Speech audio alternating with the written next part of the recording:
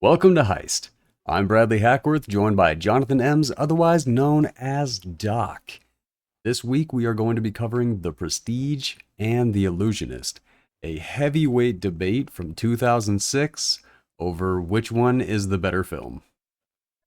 A pair of peculiar picture. Oh, that's right. I got it. A pair of period pieces about prestidigitation. I spent an hour working on that and I forgot it. Jesus. You'd think you'd write it down if you spent that much time on it. You'd think, right? Yeah. Oh, right. I mean, okay, so I no idea. I've seen both of these films. I saw both of them when they came out. Loved both of them then. Loved them both even more now. You were in China when both of these came out. I was in So China when you these missed came out. them Yes. both. Yep. This was my first time watching them, and wow. I did not know what I was in for in either case. But I got to tell you, man, like, and this is true. It's not like these are the only like magician movies ever made, just seeing these two in a row just kind of like really kind of brought it forbearance of it. When you are watching a movie about stage performers, magicians, anything like that, you spend the entire movie doubting every single fucking thing. Everything. You're like, is this a fake out? Is this the misdirect? Do they are they lying or this that like I mean, you basically are trying like when you're going to watch a magic show, you're looking for the trick every time. And I'm not 100% sure that I enjoy that at that long of a stretch. Okay, so I think the Prestige is like that. The Illusionist is not like that. I don't think because what are you gonna catch? What are you gonna catch on the Illusionist on the second time that you're not gonna see the first time? I caught maybe that's a very good point. 3 things, but like that I keyed in on because I knew they were there. Other than that, no. The Illusionist is just a beautiful story. The Prestige, ooh, you gotta pay attention. Yes. That is, yeah, I'll get you. I'll give you that one. Like, I think I even told you that when we were talking on the phone this week. This one, like the Prestige, you gotta have the energy for that one, man. Yeah, it was a heck of a flick, yeah, and I you know I don't know watched it in the virtual theater too, so I got the full experience, and man, that was good. yeah, it was I'm really glad I did that. I'm glad I discovered that app. Let me tell you, because that really kind of adds the whole effect to a lot of these films we've been watching. I've tried it. It doesn't really. I don't know. It doesn't get me the same way. I don't know. Mm. Maybe I'll give it another shot. Yeah. All right. So what do you say we get into it? Let's do this. All right. The Prestige. Written by Jonathan Nolan, based on The Prestige by Christopher Priest. Directed by Christopher Nolan, starring Hugh Jackman, Christian Bale, and Michael Caine, with Scarlett Johansson, Rebecca Hall, Samantha Mahiran, David Bowie, rest in peace, and Andy Serkis. I mean, my God. Yeah. Yeah. And I know. And Scarlett Johansson looking her best, I might add. Like she was a little distracting when she was on screen, I gotta say. Well, where that is true, her best has not faded yet. No, that's true. But she does a few movies where she does kind of like, not ugly herself up, but tone herself down, I would say. Oh, like, what was it? We Bought a Zoo? Something like, yeah. And what was that? Under the Skin too. Like that was an art flick she did a few years back, and she gets like she practically does the movie with like no makeup almost the whole thing, and so it kind of yeah. All right, but still good, but yeah. All right, so The Prestige. We open on all the hats and the primary line of the film. Are you watching closely? Which, no, I was never watching close enough. it couldn't happen. Uh, Borden sneaking beneath the stage as part of the act to witness the death of Angier. Everything like this is a movie to watch twice. This is a movie to watch 100 times. This is Mhm. how do you want to talk about this? Do you actually want to That talk guy that about is it in the style of the reveal, or do you actually want to go I through it? mean, that's a really good question because this is one of those movies where you feel like if like I know we've said before, this is a spoiler podcast. If you haven't seen this Mm-hmm. movie, then you're gonna get spoiled. But this one, really does feel like we're like especially especially we're talking about a magician's movie of magicians never reveal their secrets code being like so deeply ingrained in the movie. Like I really feel like I'm committing some kind of crime by talking about this movie out in the open like that at with the chance that with the slight chance that someone might overhear without seeing it yet. Like it's weird, right? But that's kind When of the what this movie feels movie like. is almost 20 years old, and it's I a Christopher mean, Nolan film, and he's still one of the biggest directors. I mean, you make good points. I'm not going to say we are doing anything wrong. It feels wrong. all right, here's the way that I would like to go about this. Okay. I would like to basically treat it like the deep dive that it is. I want to talk about it, Okay. who Borden is, like all the things. I want to be able to highlight because I want to be able to talk about which one is Borden and which one isn't. Like I want to be able to Right. like Okay. as we're going through that because that's what I want to talk about. Like when you talk about a movie, those are the things. Okay, Right. Okay. So we're just going to say flat out, if you have not seen this, go you fucking you watch it. have to you have to turn this podcast off right now and go watch it first because holy shit. Just Like don't drop any hatred in the comments to me about spoiling something for you that came out in 2006. That's all I'm saying. But and while we're at it, by the way, Vader is yeah. Luke's father. I What? yeah.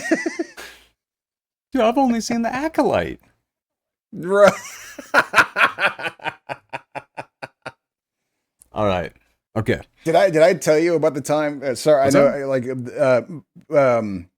And this is another spoiler. But my father actually ruined a movie for someone out of spite, literally at the movie theater. No. We had just gotten out of Dirty Rotten Scoundrels. We were walking out of the movie theater after seeing Dirty Rotten Scoundrels, and there was literally a line of people waiting to get into the theater we were just leaving. And there was a guy in the line who was going like, "All right, let's go, let's do this. Come on, we want to sit down." And the attendant was basically saying like, "Well, we got to clean the theater first. Just be patient, sir." And the guy was being an absolute dick. So my dad walks up to the guy and goes, "Hey, she cons them," and walks off. That awesome. Yeah. Phenomenal moment. Phenomenal. That is I give good credit for that one. All right. You know what? This is how we're going to do it. So Borden sneaking beneath the stage as part of the act to witness the death of Angier. So what how do we call them? The brothers. I Do mean, you want to call the good one Borden and the bad one Fallon? I mean, they're Borden Fallon. I mean, that's kind of the point is that there is no good bad. They are the same thing. I mean, they are both.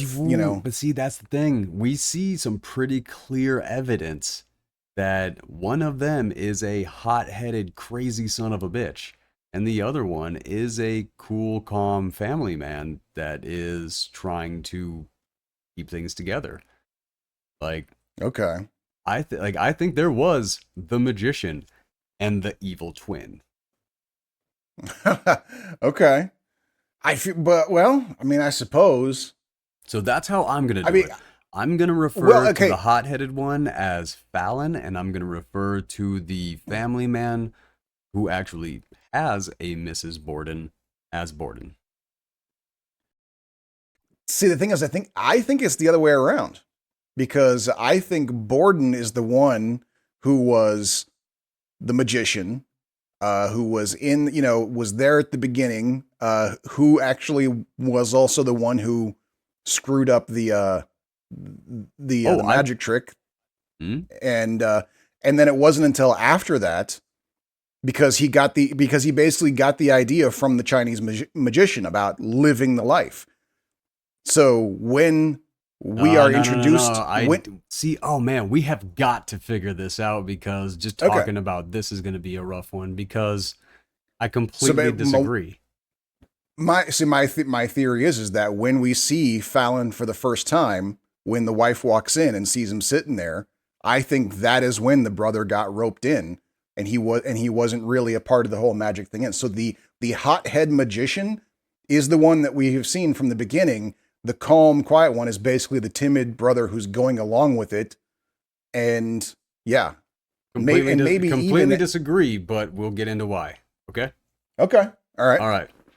So we have the hot-headed twin sneaking beneath the stage as part of the act to witness the death of the Angier, and then we cut to the trial with Cutter, played by Michael Caine, explaining that Borden must have set up the death, and Cutter's not going to reveal the trick because, as an ingenue, he would lose money by doing that. right, So really enjoyed the fact that even in court, the mystery was kept alive from the public. All of it. yeah. So, fact that you bring up that point makes me need to go back and watch it again because I need to go back and actually see if we see a Fallon beforehand. Because Okay. the fact that none of them know he has a twin brother and they've been working together for a bit of time already Yeah. indicates the fact that he's already doing this. Which you say that he got the idea from the Chinese musician when he goes to see the fishbowl. I think that's how he was able to see it so easily because he was already doing the same thing and living a double life. That is a good point. That is a good point. See what I mean? This is going to be a fun one. All right. Yeah. Okay. Uh Owens, played by Roger Reese, which he never doesn't crush it. He is often given the same role, but he absolutely is perfect in that role every time. So I absolutely love that one. Uh, he arrives to the prison to try to buy the transported man, and Bale won't reveal his secrets, but his daughter will be taken to the orphanage. So when it's about the secrets, it's one thing. When it's about his little girl, it's like, all right, Right. time Yeah. for things to switch around. Which I don't know if I know that actress from anything other than being the Walker system Heroes.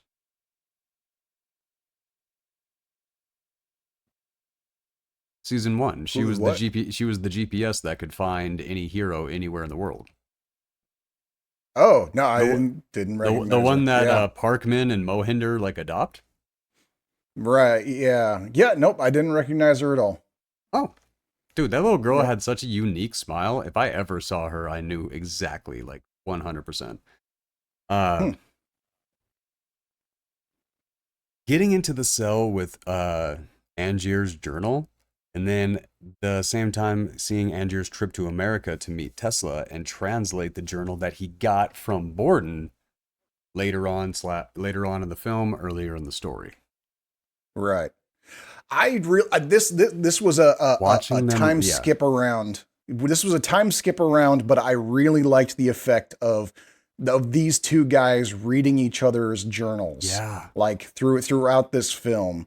like Like one of them discovering wrote a what's going journal. on. Yeah, Yeah, I thought that was a really, really nice like storytelling mechanic. It was a nice effect, and it really kind of also played into the entire like mechanic of just how obsessed both of these men were of each other. Yeah, like I don't think I cannot, at least in my mind, recall seeing anything like that in any sort of storytelling mechanic, or any movie or book or something. But I really, really, really liked it. yeah. I don't know, but yeah, I would have to kind of dig into that to see. But I Mhm. really enjoyed it. Angier's trip to America to meet Tesla. I already said that. Yes. But while he's trying to translate the journal and staying indefinitely at the hotel, it is amazing to see Andy Serkis, like right when people were starting to realize that this man was talented. Right, yeah.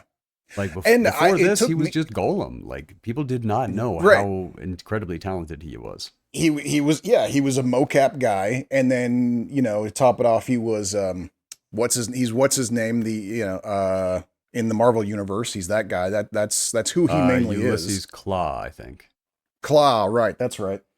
And that's why it took me a little while to recognize him. It wasn't until his second scene when he's being a little more smarmy and he's got a little bit of that Ulysses Clow thing going on. I was like, oh shit, it's Andy Serkis. Like the whole first scene where he's like, you know, just being like, don't touch the electric fence. Like I was like, oh, this is a weird looking dude. So, True. Now he's yeah, got Andy Serkis, he got his plastic surgery and now he pretty much always comes with a beard. Like, no, this is right, not like this is before Andy Serkis kind of like landed on his look. You know what I'm saying? right, But yeah, man, I absolutely loved it because as he comes up, he's like yelling at him, and then once he looks at him, he's like, "You had the great Danton," like, and he was like, I saw you show 7 times," and then walking away. What am I holding? There was a lot of charm in basically every scene of this film. yeah, Like, so when they say when you're like writing, you need to find like the love in the scene. This hmm had love in every scene. It had obsession in every scene. It had anger. It had like every emotion in every scene, and that hmm top notch, absolutely top notch. Uh, so here you go. Reading his journal when when Angier is reading Borden's journal, and he's talking about we were just two young men.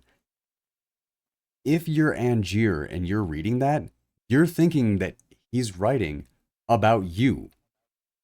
right, Because yeah, if he doesn't know he has a okay, twin, Angier thinks he's like, we were just two young men. He thinks that his obsession with Borden is just as much as Borden's obsession with him. He doesn't even realize that Borden's barely even talking about him. okay. I see what you're saying there. So yeah, that does make more sense that they were from the beginning starting out as twins. Okay, Yeah. Um, huh? like I said, I got some ammo on this one. I really thought Okay. about this. uh, Angier and the leg kiss and then tying the knot, which sets up what is going to happen very, very shortly after. Because Borden Right. wants to go higher, and I think this this is the hot-headed Borden, the one that I'm referring to as Fallon. Okay. We Real gotta go. quick though, Go I ahead. do want to talk. I do want to talk about that scene when we see the first iteration of the water escape, Mm-hmm. and and in that scene you've got Michael Caine, who's the professional, you know, on ingenue. And when they start the trick, he picks up an axe, a fire axe, and a stopwatch, and he's timing at one. Like this is a trick that even though they've got it all worked out, it is a dangerous trick, and he is Mm-hmm. prepared to charge the stage with the axe to break that tank if anything goes wrong. Like that, like that's kind of one of those things where it's like there are maybe a handful of still existing stage acts that are on that level of actually dangerous, where you literally gotta have a guy with a fire axe and goes like, if this goes over 1 minute, you have 1 minute. After that, I'm charging in. Yeah. Screw the audience. Yeah. No, that is, and he alludes to that later on, and he says like people who want tricks like that are looking for an audience, and a theater owner who is hosting something like that, eventually there will be one, and what's that going to do for sales? Like, Mm-hmm. I Yep. really enjoyed that mentality and the way that he flipped that around. Angier knows the financial safety in favorites. And that, like, you really do kind of see this. Angier is already the greatest showman. He knows what to Mm-hmm. do, everything like that. If it wasn't for this petty obsession with Borden, he would have been a wildly successful whatever he wanted to be. Right. Uh, Yeah. Discussing the bullet catch and Cutter setting up that all anybody has to do is drop a button or God sakes a bullet in there and it's done. And here is my 100% proof that the twin was already in. Borden says, I've got a true trick. That like when he's already talking about the trick with his twin. Oh, okay. And he's saying no one can do it but me. Right, right, Mm-hmm. right. He's already at the very least got it planned out for sure. Yeah. Yeah. Okay. Okay. Borden and Julia, played by Piper Perabo. I don't know if she's very high on your list, but she is a personal favorite of mine. Oh, I'm certainly aware of her. I recognize the name. I've never recognized her on screen because she's kind of a chameleon in that regard. But I do know the name, and yeah, I've never not been impressed by her for sure. Oh, ooh, she has given me butterflies since she was in Coyote Ugly. Okay. Hands down, flat out. And every time I see her on screen or anything, like she's always amazed me. So, yep, Piper Perabo, I absolutely love you. But she wants to try that dangerous knot as well. So Michael Caine saying that Borden's a natural magician and that's why you can't trust him to Angier. Mm-hmm. Is true. It is Yep. true. You can't trust this man. He is a man to work with and all this. But there is that side of him which is not a side, is an entirely different person. Right. Borden immediately understands the fishbowl trick, and Borden sees it because Borden is doing the exact same thing in real life. And I think that this is what the character that I'm calling Borden. That I'm still Okay. referring to Borden as kind of the calmer, the family man, but only because he has a Mrs. Borden, and that makes the most sense to actually call him that way. Right. Uh, Right. Right. Okay. uh, Julia comes up with Angier's name to go by the Great Danton. He Right. doesn't like it because it's French, and then it becomes a heartbreaking just part of the film. Yeah. Borden reads Angier thinking, what does he know of self-sacrifice? And that cheeky ass smile that Christian Bale gives when he is reading that, like when somebody's talking about him and what does he know about sacrifice? He's like, Right. and he even calls him like, you bloody fool. And literally, because this one I did watch twice this week Okay. because I mean, I had to. And when like his response in that moment, it really does tell a lot. It really tells a lot. I still don't know which one wound up in prison though. I don't know which brother wound up in um, prison. I think it was basically the mastermind, essentially the one who first wanted to get into being a magician. You know, the one who I was the think it was both hothead. of them. I think it was both. But the thing is, when we'll get there, man, we'll get there. We're Okay. still like at the beginning of this movie here. All right. So Borden wins that the contest to figure out the magic trick, and then sees her, Sarah, played by Rebecca Hall, at the show, and a smart little kid immediately understanding, like, where's his brother? It's like, ooh, why would you Yeah. take a kid who understands the reality of magic tricks to a magic show? Oh well, she probably had no idea what was going on either. She, you know, so All right, maybe, yeah. maybe. I mean, I think it basically comes down to that kid was just basically the smartest one in the family. Is basically what would be my guess.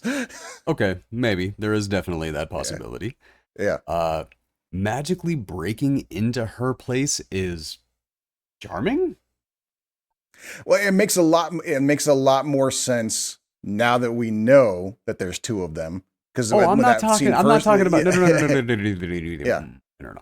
I'm not talking about the practicality of it.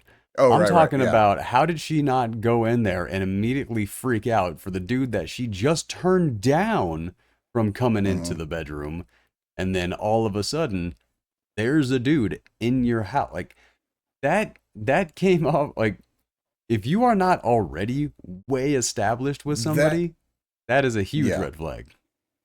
yeah, yeah.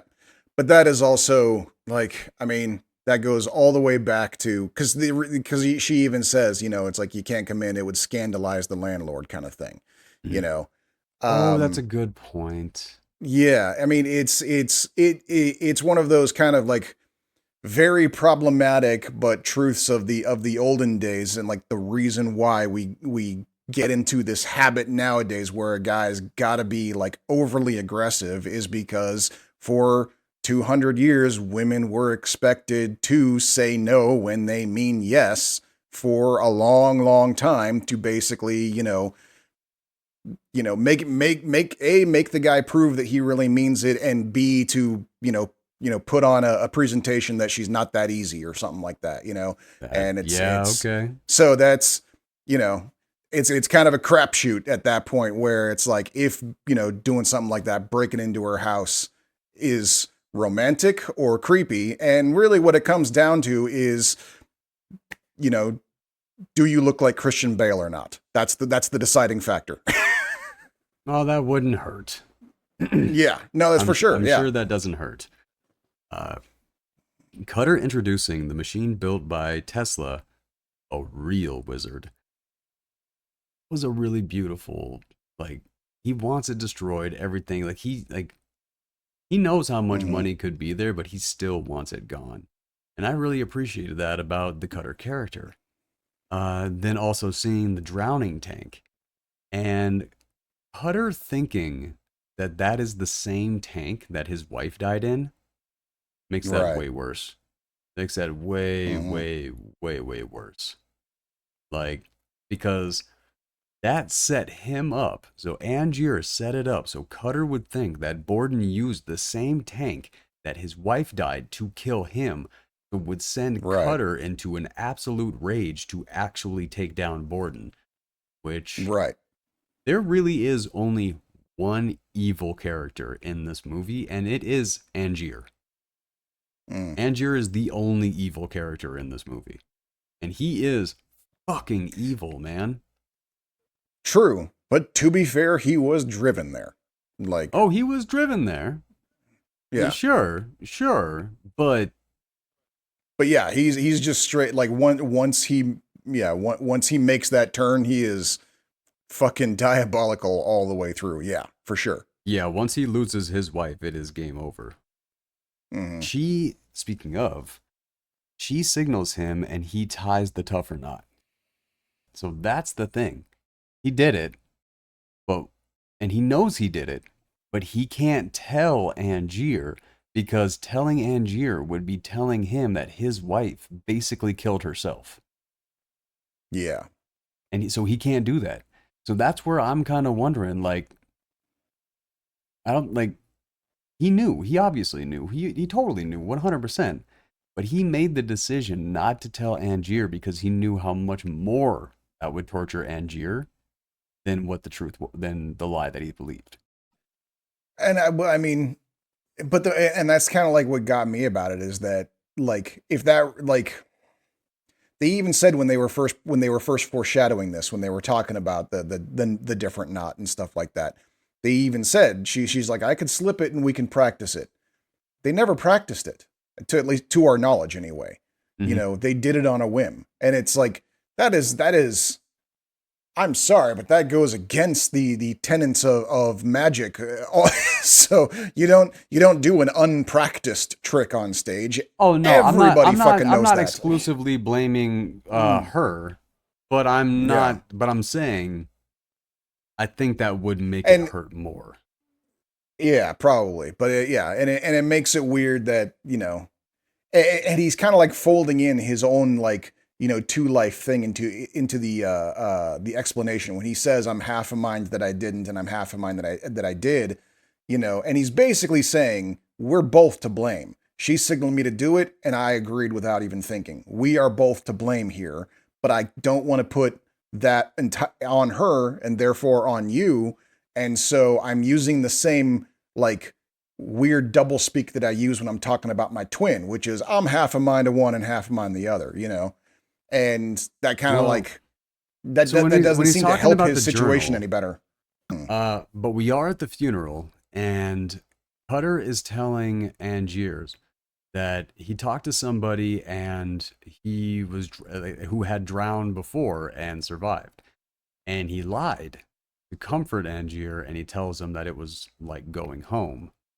Mm-hmm. And then I think this is the real Borden that showed up at this moment, who actually was filled with regret. The one who would not have done that knot, the one who was not the hothead, he Right. showed up to actually express his sorrow, but he couldn't tell him like yes or no. My other theory on that is the hot-headed one is actually lying and saying I don't know. And that's possible. It's also possible that the hot-headed one that I think you might be right that it was two different ones. There was the one that tied the knot and did the trick, and then there was the one that showed up at the funeral. And it's possible that the one that tied the knot refuses to answer his brother's question about what happened. What And I'm so gonna that have one to that shows up at the do funeral literally doesn't know.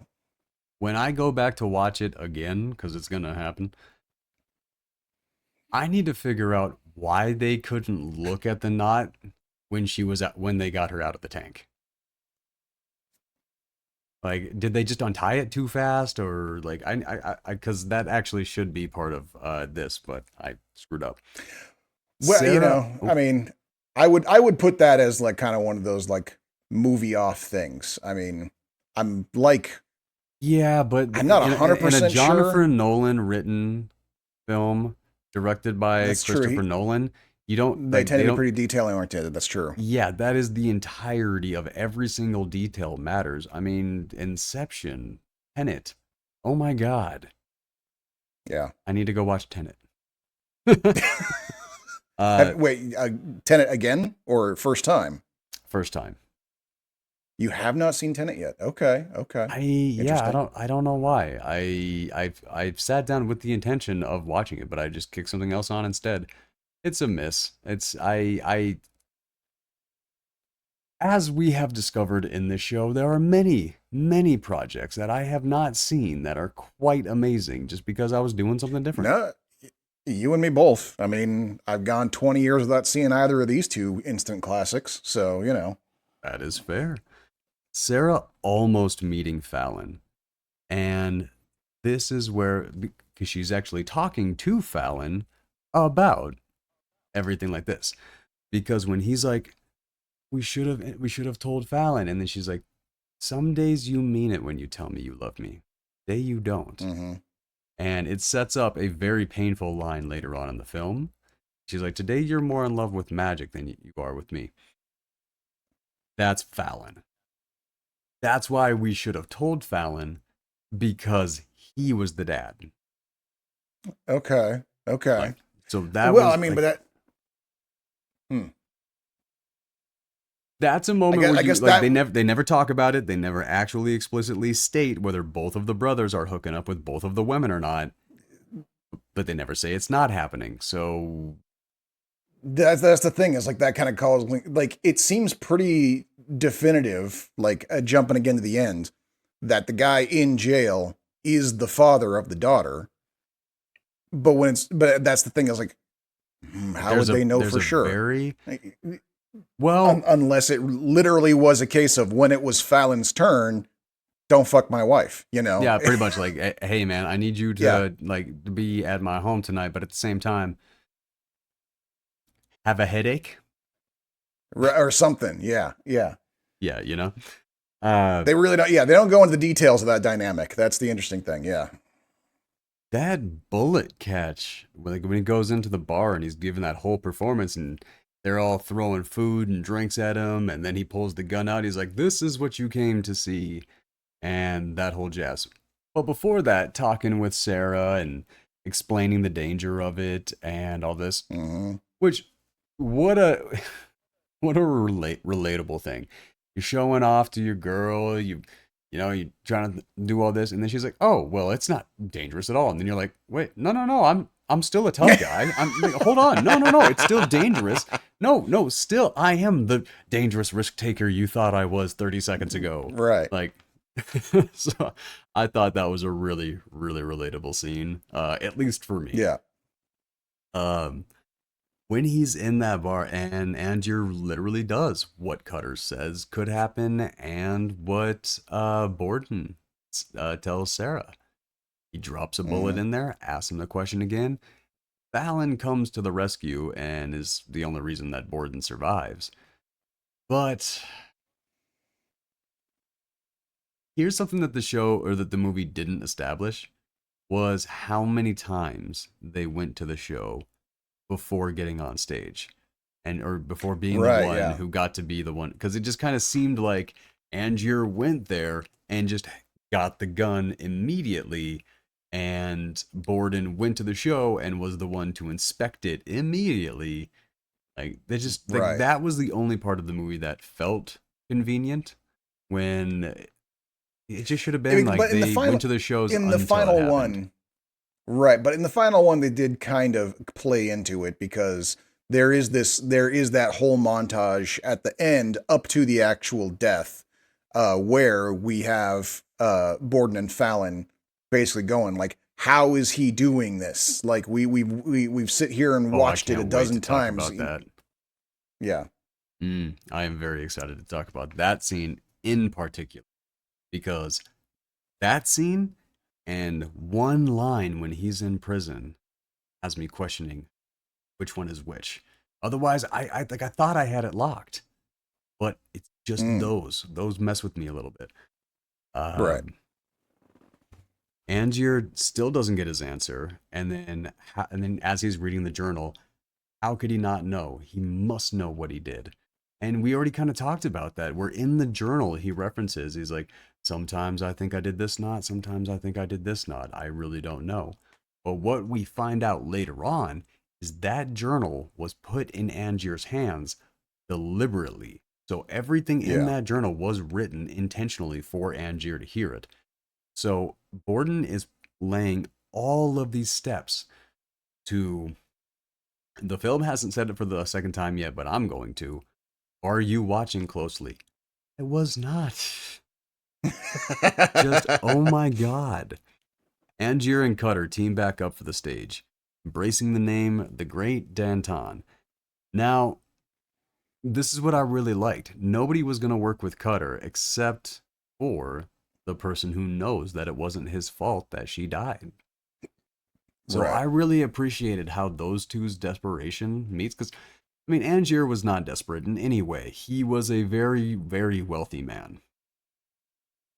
Very wealthy man. As it So, turns out. Yep. yeah. So his desperation was not in when it came to money or anything like that. It was literally just about being better than Borden, I guess, because that's what it all became about. Or yeah, or something. Yeah. Because it wasn't even Like about the he magic. It had wasn't about the show. It wasn't about any of it. It just became about beating Borden. yeah. Like and it's like when when he sees that Borden's back on stage performing again, he's like, "All right, I'm going to get back on stage and I'm going to steal his trick just to fuck with him." And he's even like later on when he goes to follow the guy around and he sees that he's got a family and a kid and living happily, that's like when he's really pissed off. Like now he's like, Yeah. I'm gonna go to the ends of the earth to find a way to fuck with you. Like, yeah, like it really is just about the fact that he's like he would have been fine. But you know, and that might be maybe if he wasn't rich and he had to actually get a job and be concerned with something else, maybe he would have had a better life. But no, the Maybe. guy's got money and the guy's got money and time, so he's got nothing to do but obsess about how this fucking 2-bit trickster got his wife killed. Maybe. That is a good point, man. Uh, Cutter telling Angier that he's gonna have to get his hands dirty eventually, but introducing that gadget that is a real trick, which Mm-hmm. I looked it up. I saw the name of the magician who invented it. I should have kept that, but which worked out because the theater owner is an animal lover, which I would not have expected in the 1800s or whenever this Right? was. Yeah. Borden arrives to sabotage. And I already talked about this, but just always wondered how he got so picky or so lucky to be picked to go on stage the first night without Olivia's help. Like, if he had her help, it would make sense how he got up there the very first night. But one male volunteer, fully stacked house, and Borden is the one who gets up on stage. Like, that's a level of convenience that did bother me. Yeah, that one's a little weird. Mm-hmm. And not only that, but he knew exactly how to sabotage the trick immediately. Yeah. But he was the true magician. That's true. Like, he was, because he wasn't just the magician, he was also the ingenieur. Right. So, I wonder about that. Circus joins Angier for a drink and then Angier gets a tour of the field current and is blown away by real magic. The craziest thing about this movie is that is real. Well, no, yeah, I know. Yep. Yeah. Tesla's wireless electricity transmission. Yeah, that was a thing. And yeah, it was one of the things that Edison precisely wanted to see destroyed because he was making money off of installing wires everywhere. So, yeah. Yep. So, yeah, a different world. If we would have had Tesla's technology, we'd probably be about 500 years ahead of where we're at right now. Maybe 50, I'd think. Horror movies wouldn't be the same. Cell phones couldn't die. Oh, no, that's a good point. Yeah. Car batteries. But we'd also have a different world where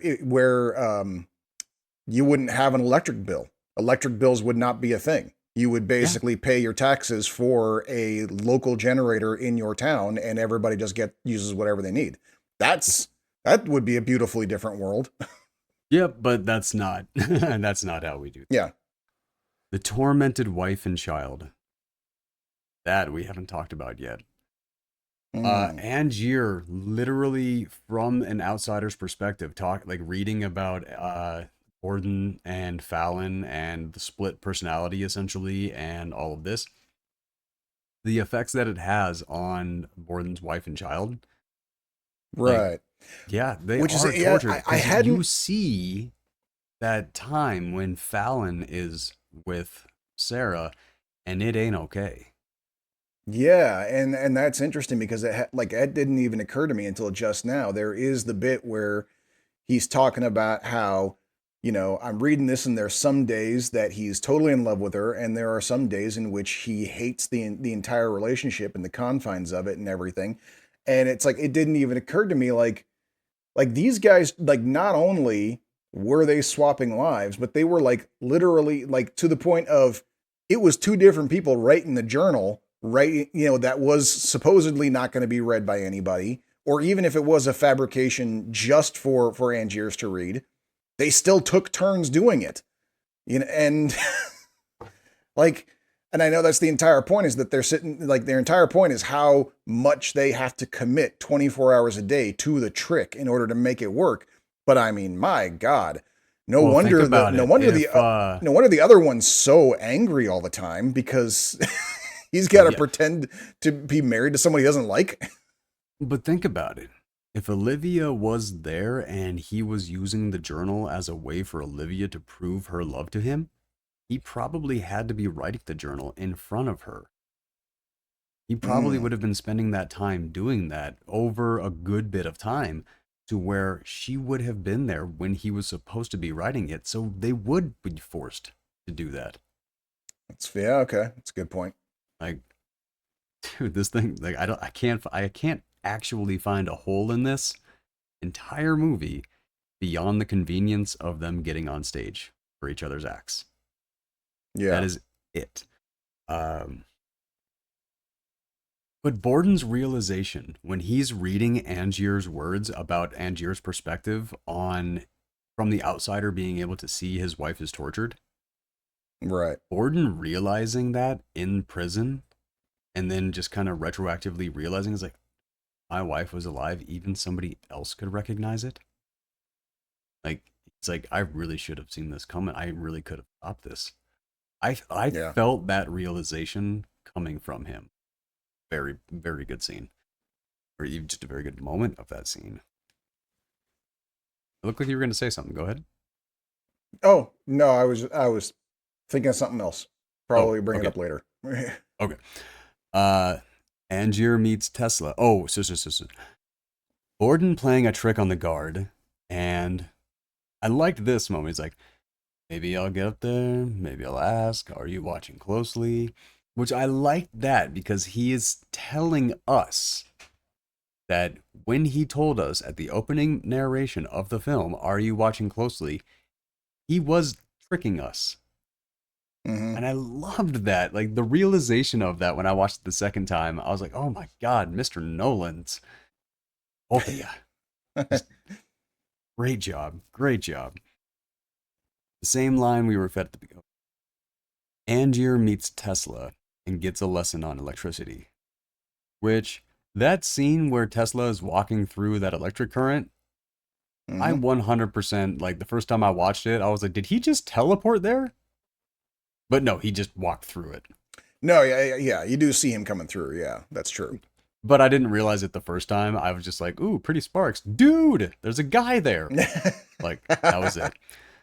The discussion over obsession, and Tesla tells Angier that he has already begun building it. And I enjoyed the discussion over obsession. And I really loved the fact that Tesla knew ahead of time like, that he was not going to change this dude's mind. There was no way. Right, yeah. Thought that was very good. Borden is back as the professor, which was one of the most popular nicknames for stage performers like musicians and illusionists of the time. Mm-hmm. They would often go by the professor. Yeah. Angier. Well, it was like a sort of um kind of a put on almost because it's like a high level of education. It's the same thing as like it's one step above doctor, and it's the same thing as someone being like, I'm Dr. Teeth of the Electric Mayhem. No, that's not right. Uh, that's something else. But you get what I'm saying. Huh. That's an interesting But yeah, perspective because I would put professor under doctor. to my knowledge, it's above because basically, yeah, it's like I'm gonna have to double check that, but I'm like Well, a professor's pretty a teacher. sure. Right. And that's basically like you get your doctorate first, and then after spending some years in the field, then you become a teacher. That's like the final level. Now you're the one teaching the future doctors. I straight up thought a professor was just a college teacher. I'm gonna admit I'm not 100% on that. I don't That's know. something I have no idea. I'm inferring from context based on Okay, yeah. all the different movies that I have seen, from Europe. That All right. Yeah. We'll look into that. We'll figure that out. Angier Okay. is amazed at the transported man, and the showman versus the magician. Ooh, it was good, and oh my God, looking for that double, and then Hugh as Gerald Root. Oh my Mm. God, that was very clearly Yeah. Hugh Jackman. That I know that was kind of amazing. Yeah, Hugh Jackman playing his own bad double, even to a degree, like he even kind of like the way he held himself differently almost made him look even he like they pointed out later, like, oh yeah, when he comes out, he's like overweight. He kind of looked overweight because the way he held his face, he looked like he had a double chin thing going on, Mm-hmm. on top of the fake buck teeth they gave him. And yeah, that whole performance as his own double, that was where Jackman really shined in this movie, was when he was Absolutely. playing the fake him. Yeah. Like this was kind of a weirdly straightforward, almost boring role for Jackman, except for when he's playing the double. That's true. That is true. Yeah. But at the same time, name a scene in this where Jackman doesn't absolutely deliver. Oh no, of Like course he delivers. it's just a more dialed down performance. Yeah, But yeah. I mean, this is no Oklahoma for sure, but it's still, you know, fair. Uh, yeah. showing Olivia the trick and meeting himself. Oh, right, Root. Meeting himself the double. That was weird. You Right. drink. I love that part where he comes out, and I think they twisted the editing on this because he comes out and he's drunk. He's like, "You drink too if you knew the world as I do," and Right. Yeah. but they're like the end of the scene is like, "Yeah, if I just come out drunk every night, like nobody will know the difference."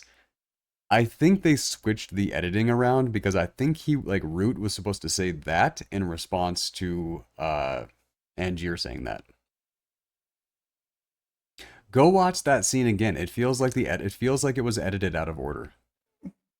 I suppose that's possible. I mean, But I it thought worked. it was, It did work. yeah, it seemed to me like he was saying it in response to the fact that when Root first came out, he immediately tripped. And so that's what Jackman, that's what he was saying to that. He was like, oh, sure. Yeah. All I have to do is Well, be yeah, drunk. but it's that would have been the right time for it, but he doesn't say that until a little bit later. For some reason in my mind, that is when he said it. Because that's, Uh, copying the transported man and successfully pulling it off under the stage, and his ego can't handle it. But like that first time where he's under the stage and he takes the bow, I was like, all right, man, there's our healthy dude. He won. Okay, right. take that bow and enjoy it. But nope. As soon as his ego like can't hit, I mean, dude, this guy sucks, man. Yeah. That was his ruin right there. Like, yeah, if he could have accepted that the applause was for him, even if he was under the stage, if he could have just accepted that it was for him anyway, then he would have been fine. He could have retired back to the chalet as a winner. Everything would have been great. Well, no. His downfall was Olivia. When he sent Olivia over to Borden, that triggered Borden to respond. Which he would not have done if he just I accepted agree. it. That's the thing. I Remember, agree. yeah. So, Like if he had just been happy with it and he had kept up the relationship with Olivia, the reason why he sends Olivia over is because he can't let it go. He wants to be the one accepting the applause on stage, which means he wants to figure out how the guy is transporting from one place to another. He's not happy with keeping the double. So that's when he says to her, go be a spy. And that's what fucks everything up for him. Yep. Which My like God, my next 3 notes. like I get the guy technically is still in love with his wife, but what kind of a dumbass sends Scarlett Johansson off to the streets? Like seriously. Well, see, this is that moment. No, actually, it comes Yeah. very shortly after. Well, when he gets that journal and he flat out says, he's like, I don't care about my wife. I only care about a secret. And then he kind of realizes that he said that. And, yeah. Oof. Could have been a turning point for him. Could have been the moment he Should. went, ooh, I've gone too far. I've clearly gone too far. Should But no, have instead been. he leans into it even further. Yeah. Yeah. So yeah, this is like stage magician Breaking Bad that we're watching here. Then we cut to Tesla testing on the top hat, and they think it's a failure. And Circus is removing Angier as they're going, and he's just completely handling him. He's like, "Oh, don't worry about it. We're gonna come back next week. We got to." Like, he's just Right. completely handling him like a pro, and I really enjoyed that. Yep. This is what we were just talking about with Olivia meeting Borden, and the way her eyes just slightly, the emotion behind her eyes changes for a frame before they cut that scene. When Right. she is about to, like, you know what she did. The movie tells us, but it only gives us a frame to notice. And that was the only time I was watching closely. That was the one time I was like, hey, success. I actually did what the movie wanted me to do. Yeah, I mean, but they did. I mean, let's be honest. They made it obvious. It was a very tight one shot on her, and it was a very obvious change in her I don't face care that if it was obvious or not. Even if it I'm was taking just my win and I'm one running frame. with it. it was one frame, but it was a hell of a frame that only Scarlett Johansson could fill. Ah, she is a beautiful woman. And Root talented for realized, that matter. yawn talented. Root realizing his position and Borden opening across the street. Borden choosing to open right across. One, Borden did kind of, yeah, he fed that a little bit. Two, it was the Pantages. Where else would you want to book? You want to book at a big place like the Pantages. I get it.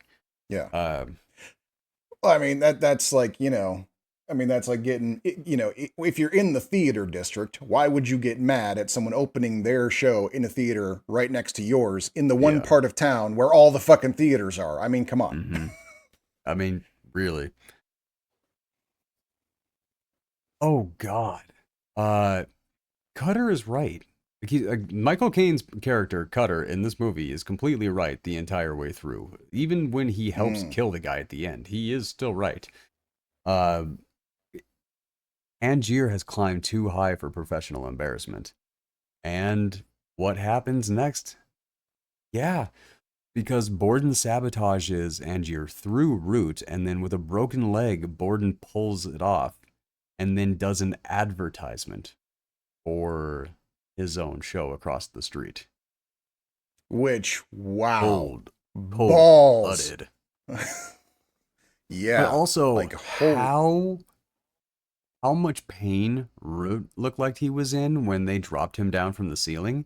He actually looked like he was in pain, so I was like really curious what Borden did there. I mean, my guess was because we saw Fallon in the audience. So my guess is that they actually kidnapped him and tied him up. That while he was not in on that, Root was not in on any of this. Ooh, I didn't think about that. Maybe. Yeah, That's a good point. That's a good call. Um, Cutter asking, "Do you think it was her?" and then confronting Olivia. And this is where she cops out. Like she brings up the disguises, and the crazy thing about this is they are both completely correct. It is a double. It is that simple. But it is not that simple. There's more to it. There is disguises and all of this, and she talks about it. Like their entire conversation, they are completely correct, and neither of them understand that both of them are correct. This was incredible. I was blown away the entire time. This is when she gives him that journal, and he says that thing about his wife. I don't care about my wife. I care about his secret. And Well, and the interesting thing is too is like she may have betrayed him like by giving away a lot of the secrets, or may not have, because she is telling him the truth. She's telling him about the wigs and everything backstage, and he's like, "That's just to throw you off." We find out later on is no, those were not to throw her off. Those are the Fallon disguises. Like she may genuinely have been torn between the two of them, where she did fall in love with what we later, find out. I think is this Fallon. was the tipping point. I think this was the tipping point when he was like going off on her and everything like that, and then she like whips out the journal, which was the test to prove her love to Borden. I think Angier going off like this and what he says, like, and all of that, but he doesn't say the thing about his wife until after he has the journal. So I really don't know what Olivia's character really was in this movie. I don't know what her actual motivations are. I do know that I absolutely hated her. I mean, hands down. By the end, sure. Yeah. Yeah. No, well, yeah. I mean, by the end of the movie, I absolutely hated her. And she earned it. The show with Tesla's machine. Go ahead. Well, because it's like she goes on about like she betrays Algiers because she's fallen in love with him, but as soon as he's arrested for murder, she fucking vanishes. She's not there for his kid. She's not there for him. She literally falls off the face of the earth as soon as he's arrested. So after everything that she played a part in, honest or not, to fuel the fire between these two, as soon as it came to a head, she was nowhere to be found. Yeah. But at the same time, it's not like anyone was asking around for her, so it kind of, it seems to be kind of one of those, like, everybody's the villain in that one. Okay, fair. This is that moment where Cutter helps trap Fallon, and Cutter gets shot, which pretty much his exit for a big part of the film. And burying Fallon in the cemetery was a whoa moment. Yeah. Man.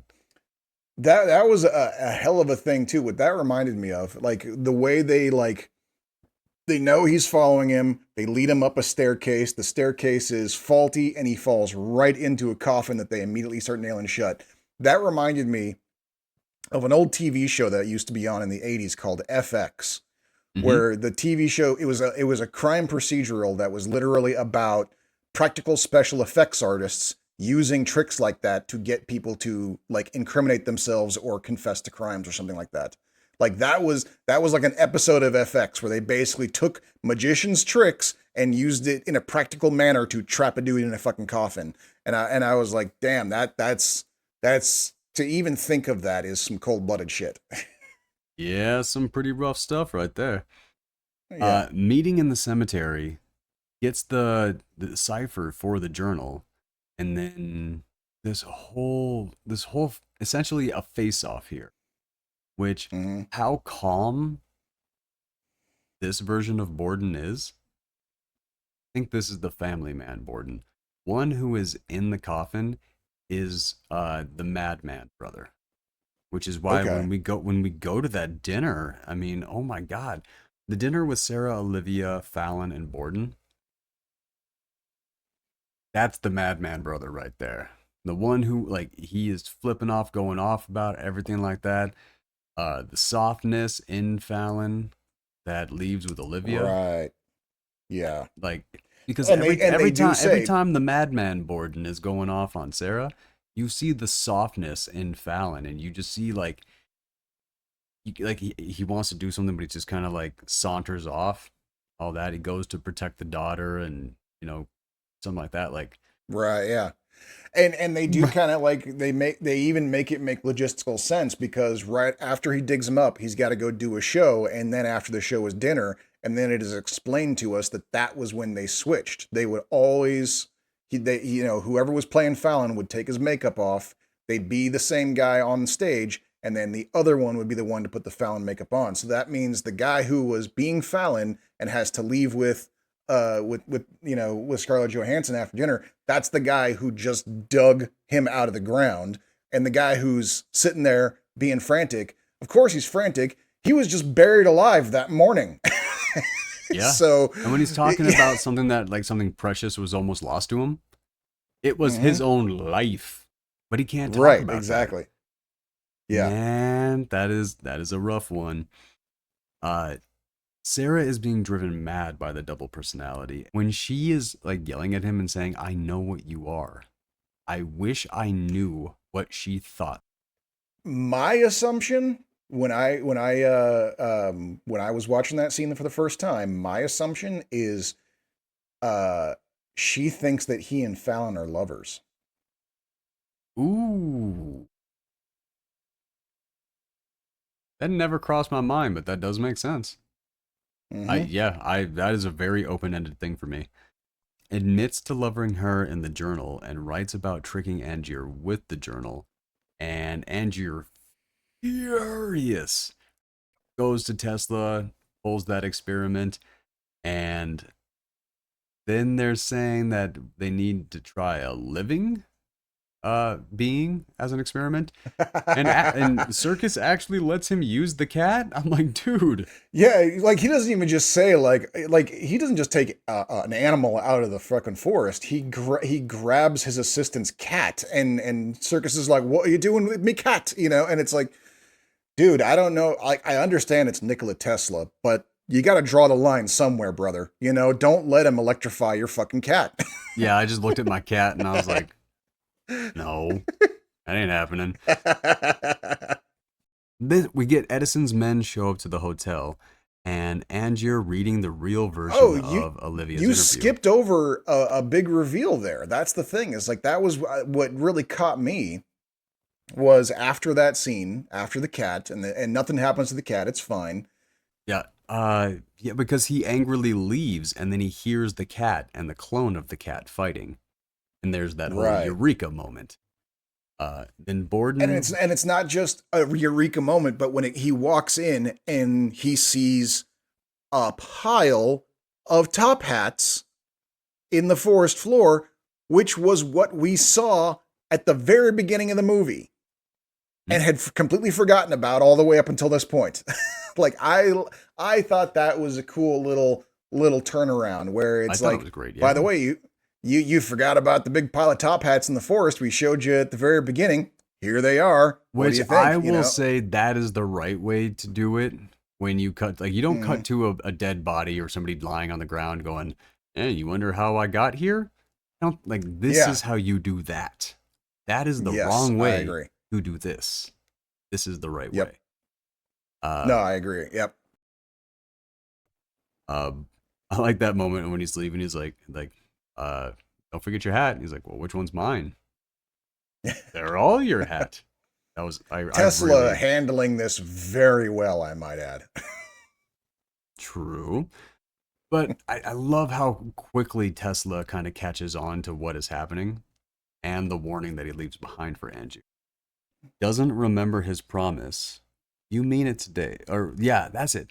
Where he is talking to his daughter and he can't remember a promise that he made to his daughter, which you got to imagine does kind of happen pretty often if one can't remember to fill the other one in on something. And we do see that scene where Borden is talking to Fallon about, take her to the zoo today, stuff like this, all that. And you just kind of think it's going to be him as Fallon, but it's not. It's him. It's like him informing the other Borden. Outstandingly well done. I could not. Borden trying to convince Fallon to help him while having to go be Fallon. It's like, if you could just help me out. Like, that's why I think you had the one that was the family man, and you had one that was the one who was actually obsessed with Angier as much as Angier was obsessed with him. So I think you had like Angier versus the evil twin, and the one dude is like, come on, man, can we just not? Yeah, we can just be magicians. Yeah. Yeah. Oh my God, this is the moment where I really started hating Olivia. Leave your family at home where they belong. Wow. Yeah. Like, oh my God. Wow. Yeah, I wasn't okay with that. Not one part of me. I was like, wait, the fact that you can make me hate Scarlett Johansson, good job. Didn't want to, but there it was. Yeah. But then we cut to Angier sees Edison's men leaving the hotel, very satisfied, heavily implying that the sabotage did happen. And you gotta kind of get a little bit of joy from Borden's joy in reading about the sabotage and all this shit, because he's basically reading about his enemy's hardships, and he's like getting a little bit of, that's like his only pleasure in prison. So I thought that was a little bit funny. Angier gets the box from Tesla, and Tesla's warning to throw the machine to the bottom of the ocean. Mm-hmm. I loved that because Tesla knew what he did and he knew what was going to happen. Right. But do you think maybe he made a second Tesla? That's a good question. I don't know. I mean, they had, there was the cat, so there was that. And if they couldn't work that out, like, yeah, maybe there's a whole nother movie there of 5 David Bowies and 6 Andy Serkises running around just making electrical shit, I would have watched that. I would have watched that movie. That's the Rick and Morty that we deserved.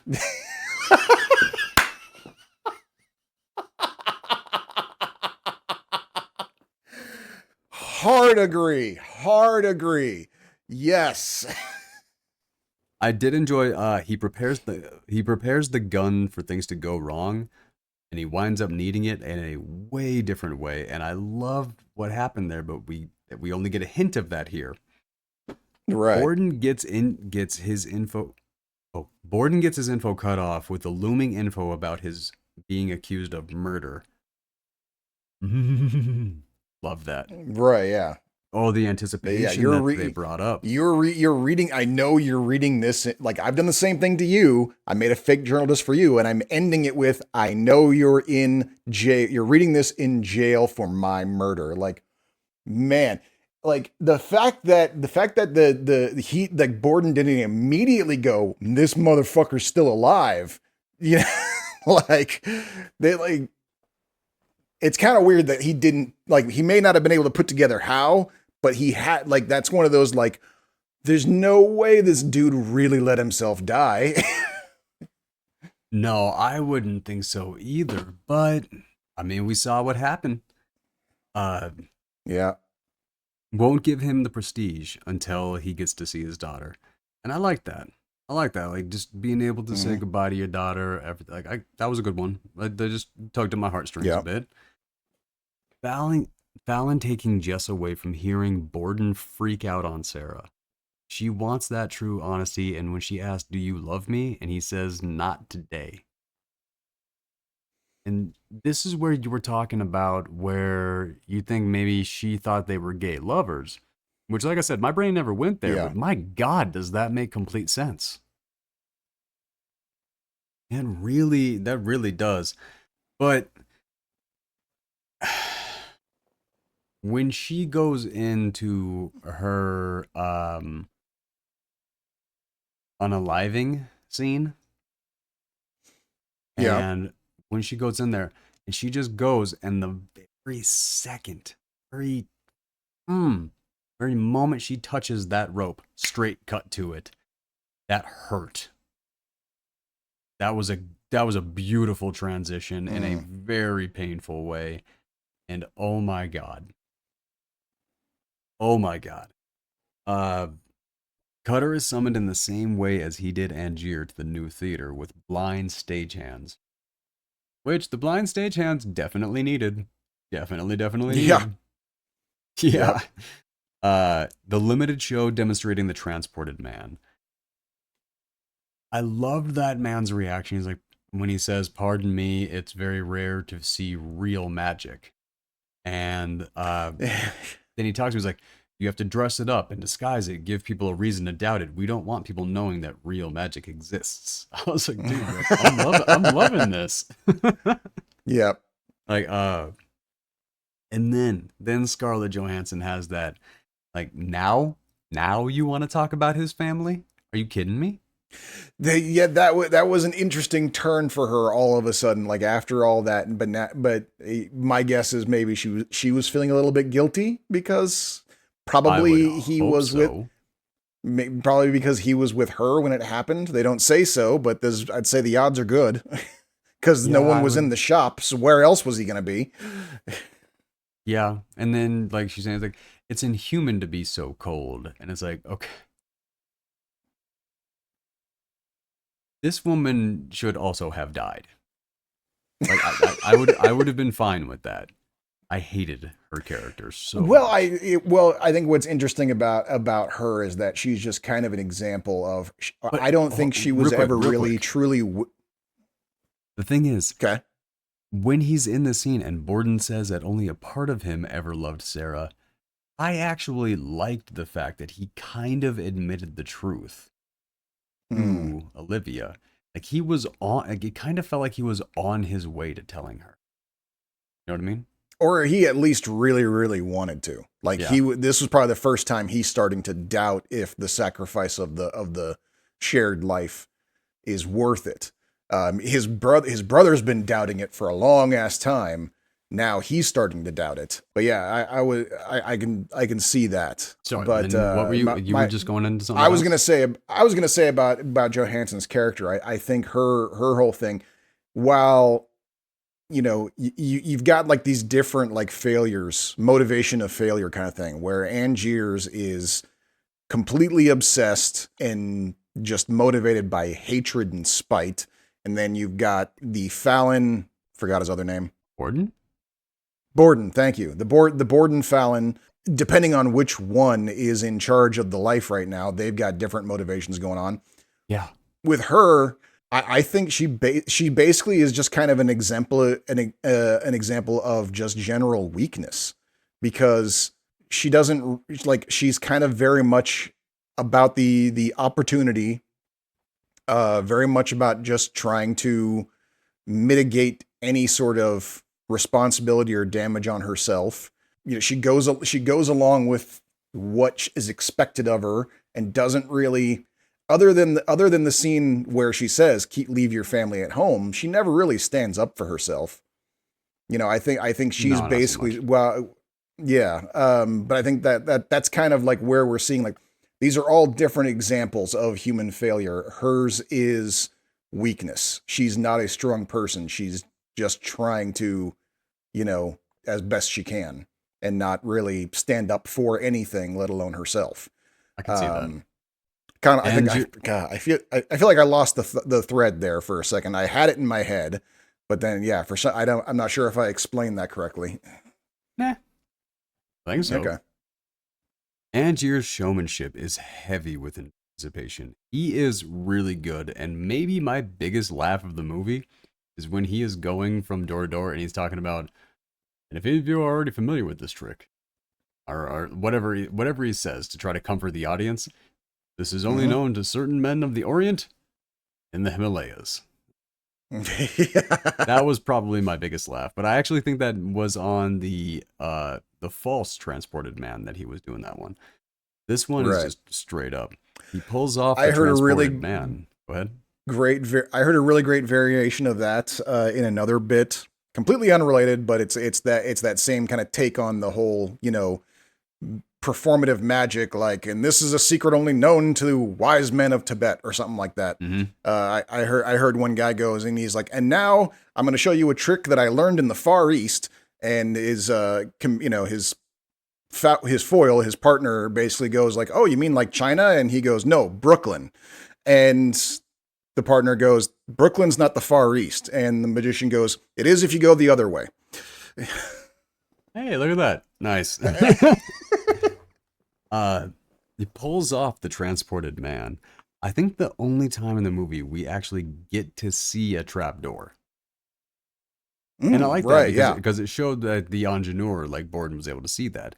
This is something I really wanted to get into. Borden freaking out to Fallon, and then Borden telling him we're done. In this scene, I don't think there actually was a Fallon. I don't think there was any makeup. I don't think either of them. I think we were actually looking at Borden and Fallon. Like, but we just didn't realize that we were seeing both of them. We were seeing the calm one saying, let's let it go. We were seeing the other one that says, so you can see a trap door. Like, he's freaking out about it. And the other one's like, he won.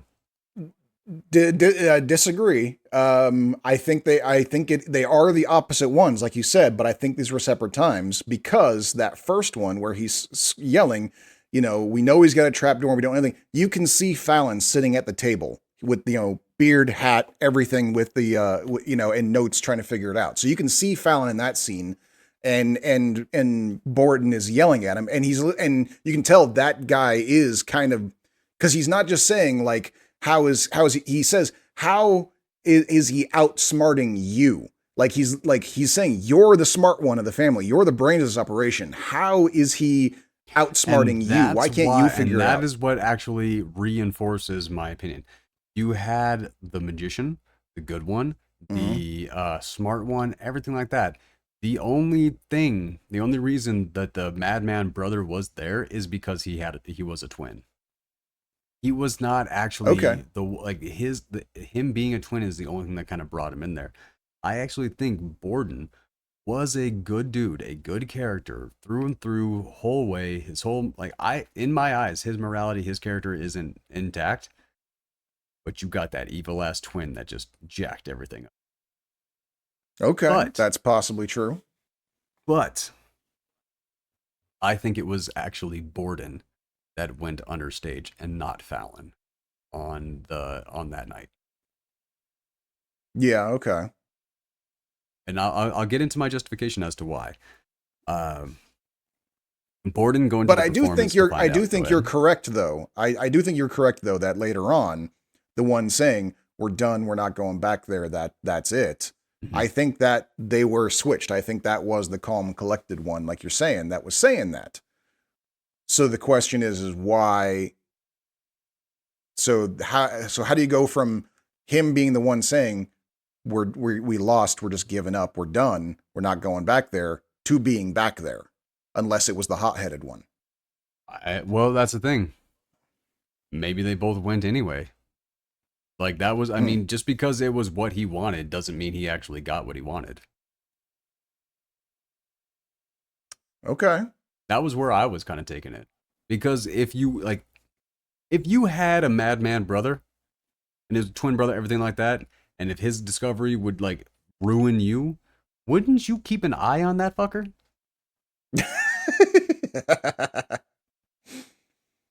So I Yeah, mean, I suppose that's true. Yeah. um, Borden going to the performance to find out, ignoring Borden, I guess, but I think I just kind of reversed that. Witnessing what really happens every night.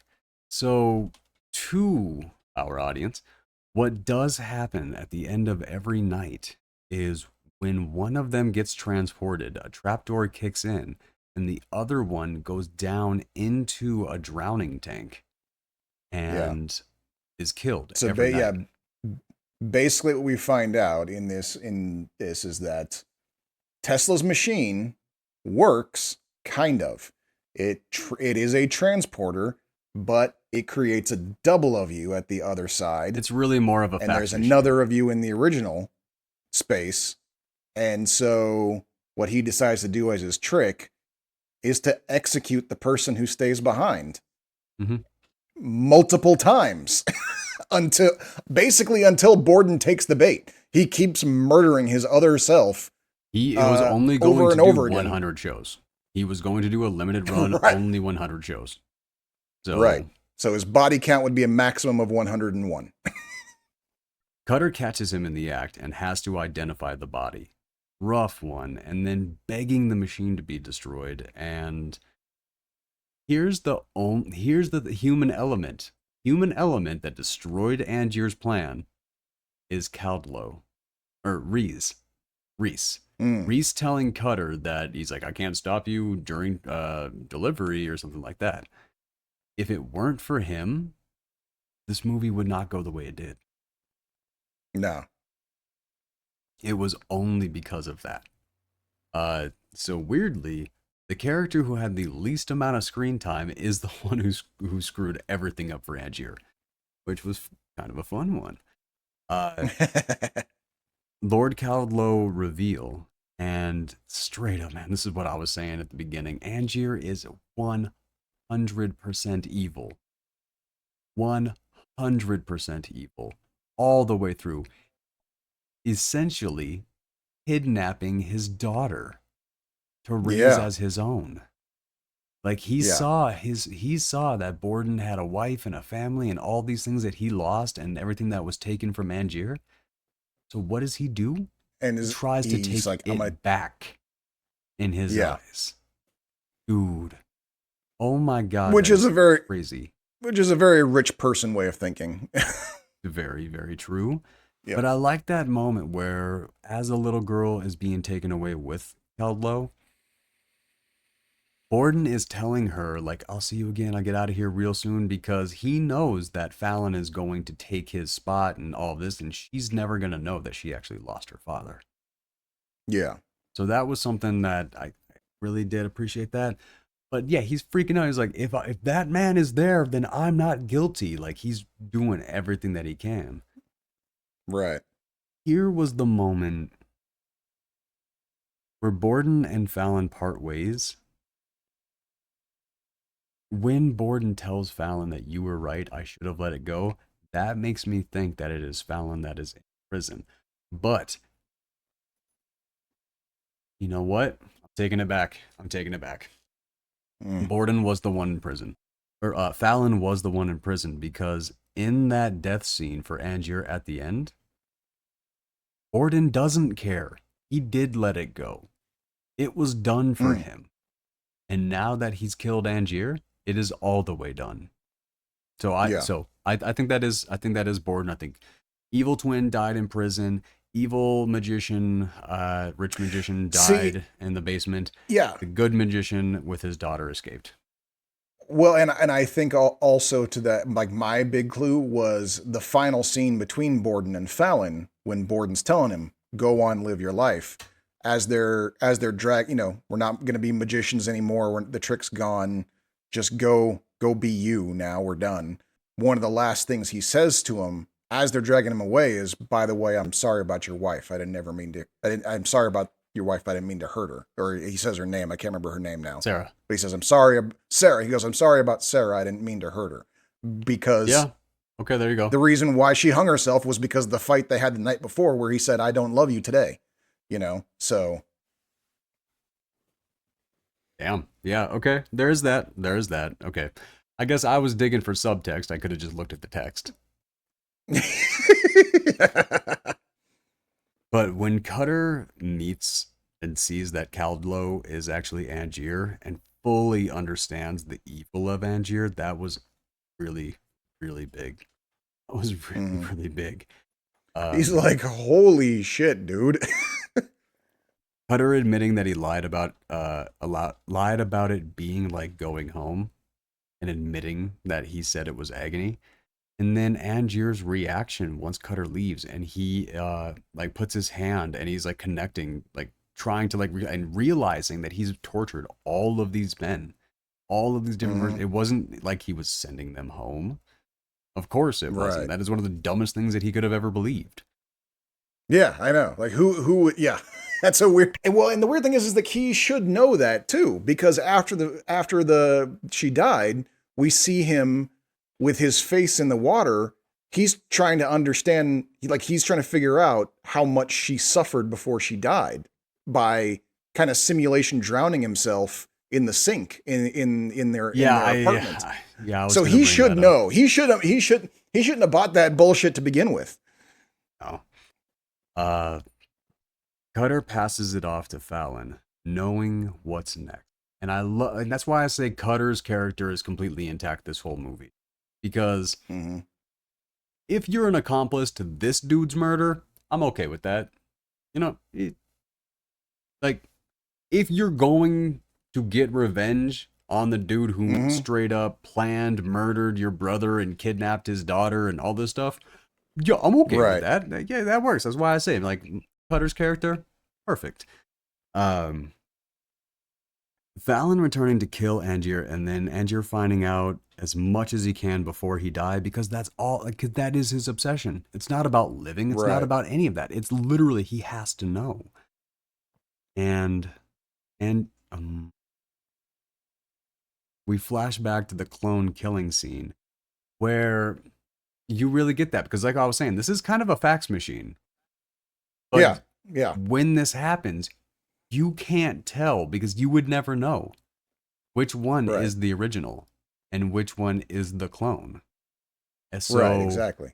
When he says, he has it, he's like, "No, I'm not the," and then he gets shot. He's going to say, "I'm not the clone." Or I'm not the copy. The copy. Yeah, whatever he was, whatever they would have said in the 80s. Yeah. I don't know. Yeah, I don't know if clone was in the vernacular at that time. Yeah, that's a good question. Really not sure about that one. I'll have to look that one up. And here's where I really connected to the Angier character more than any other point in the movie. He was doing it for the looks on their faces. That really, that was why he got into it. That was why he started. Yeah. He loved performing and he loved the results of it. He probably would have been just fine and perfectly happy and a healthy ass dude and all this stuff if his wife hadn't been taken from him. Yeah. Cause that was their whole plan too. He was practicing as a stagehand for a magician. She was practicing as the pretty assistant for the magician. They planned from the beginning that this was just practice to learn the craft, and then we're going to go on and take our own act on the road. And then boom, it's gone. Like he's got nothing, except vengeance on his mind, Yeah. and he decides to take a form of showman's vengeance by not just getting this guy, but fucking with everything, stealing his act, stealing his kid. Finally, like he's a straight up Batman villain. This guy. I was about to say, like, this is the Joker. The difference between you and me is one bad day. Right. Exactly. Yeah. All right. So, final thoughts on The Prestige. Final thoughts on The Prestige. Mhm. I was gonna throw this as like a conundrum question, but I realized we did just answer that with that line. I was gonna say, like, do we think he ever wanted to be a magician, or was he just doing it for his wife? Because she was really into the whole act. She was the one who was like, yeah, let's take the risk with the bet or not. She seemed to be more into it than him. That could have been her But motivation that we never got to hear from her.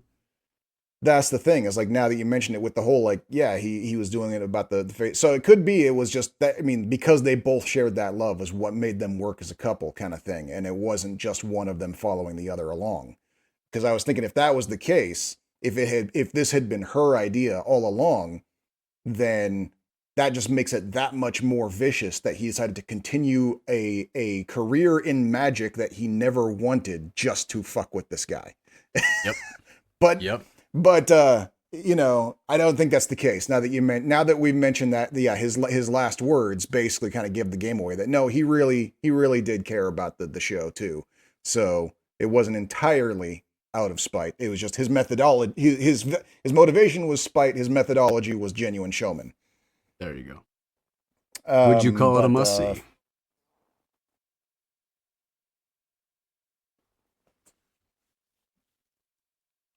You know,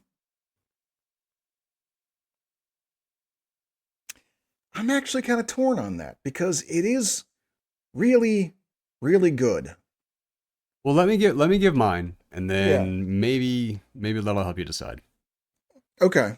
So the reason why I'm going to call this a must see is because it is multiple powerhouse actors at their young heights before they were, True. because we don't even know if they have reached their heights yet, but these are their young heights. And also for the double blind type of filmmaking where you really are you watching closely, I'm having a hard time coming up with a film that did it better. Because even when I was looking directly into Fallon's eyes and listening to him talk, I never saw Bale. That is true. That is a very good point. Yeah. The way they hide it, the way they performed it, it was, yeah. Go ahead. And it really does come down to too. I think what's interesting about this is this isn't, like most movies about stage magicians, where it all hinges on the simple reveal of, oh, it was a mirror the whole time. Like that. No, they actually kind of they kind of delve into an actual like realm of sci-fi a little bit, to just kind of continue on the extension of the story of just how far Hugh Jackman's character is willing to go for this obsession of his. This is not a story about stage magic like most stage magic movies are. This is a story about obsession and dedication that just happens to have stage magic as the backdrop to it all. And I think that kind of puts it a cut above all the other, stage magic type movies.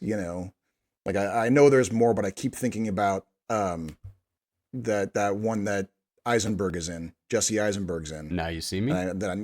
Now You See Me. Yeah, those movies. Like this is definitely better than those. If you so, yeah, I'd say this is a must see, because it kind of raises the bar on that whole genre. So yeah, I'm thinking it's pretty much the top of the tier. And you're right that like we are talking like powerhouse performances. Every single character is played by a freaking not just a star, but a blazing sun. I mean, my God, they got David Bowie to play Nikola Tesla. I don't even know why I was humming and hawing. That alone makes this a must see. All right, fair enough. So, The Prestige, we're calling it a must-see. And that's Yeah. going to bring a close to to part one of this week's episode. All right, here we are for part two with The Illusionist, written by Neil Berger and Stephen Millhauser, based on the short story by Stephen Millhauser, directed by Neil Berger, starring Edward Norton, Jessica Biel, Paul Giamatti, and Rufus Sewell. Talk about powerhouse. Right. This one doesn't quite have the every face is recognizable thing as Prestige had going on, but my God, the people they got were just, I mean, especially like of course, I feel this way every time I see Giamatti, but I kind of feel like Giamatti stole the show on this one. Like This is the movie that like made me realize that Paul Giamatti steals the show every time. I knew of him, but this was the one that I was like, oh my God, I need to watch him because it's like closer. He's sharing screen time with all of these like Oscar nominees, I think, right?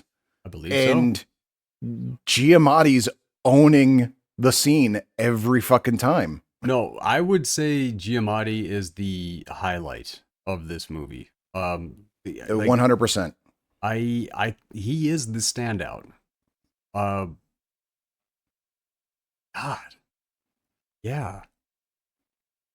Let's get into this one. All right. Because I can't even wait. Like I already can't wait to get into for my my wrap up on this one.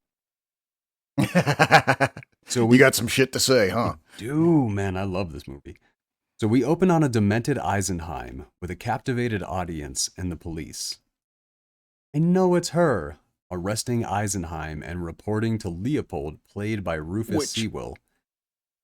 Right out of the get-go, I gotta say, you know something's up because he's sitting on stage, quiet. He's not saying a thing. He's just staring off into space. The audience is enraptured with the fact that he is sitting there doing nothing, staring off into space. And in the back of the theater, a line of cops just watching this all. So we are 5 seconds into this movie and already we're like, oh shit, something's going down. No, how well this movie does at keeping you captivated. Incredible. Absolutely incredible. Yeah. Then we get Paul Giamatti showing up to the prince's place, played by Rufus Sewell, and like, getting into the backstory and talking about it. Like he's saying, like, are there still things that we need to discuss? What details need closing? Like, what don't we know about him? And he's like, well, actually, we know a great deal. And he goes into the backstory. And young Eisenheim, did you recognize who he was played by? I did not know. That's Aaron Taylor Johnson. Of the American Godzilla movies. He was Quicksilver in the MCU. He was in Kick-Ass. Wow. No, I did not recognize him at all. Holy cow. Weird. Okay. No, he's had a pretty good career.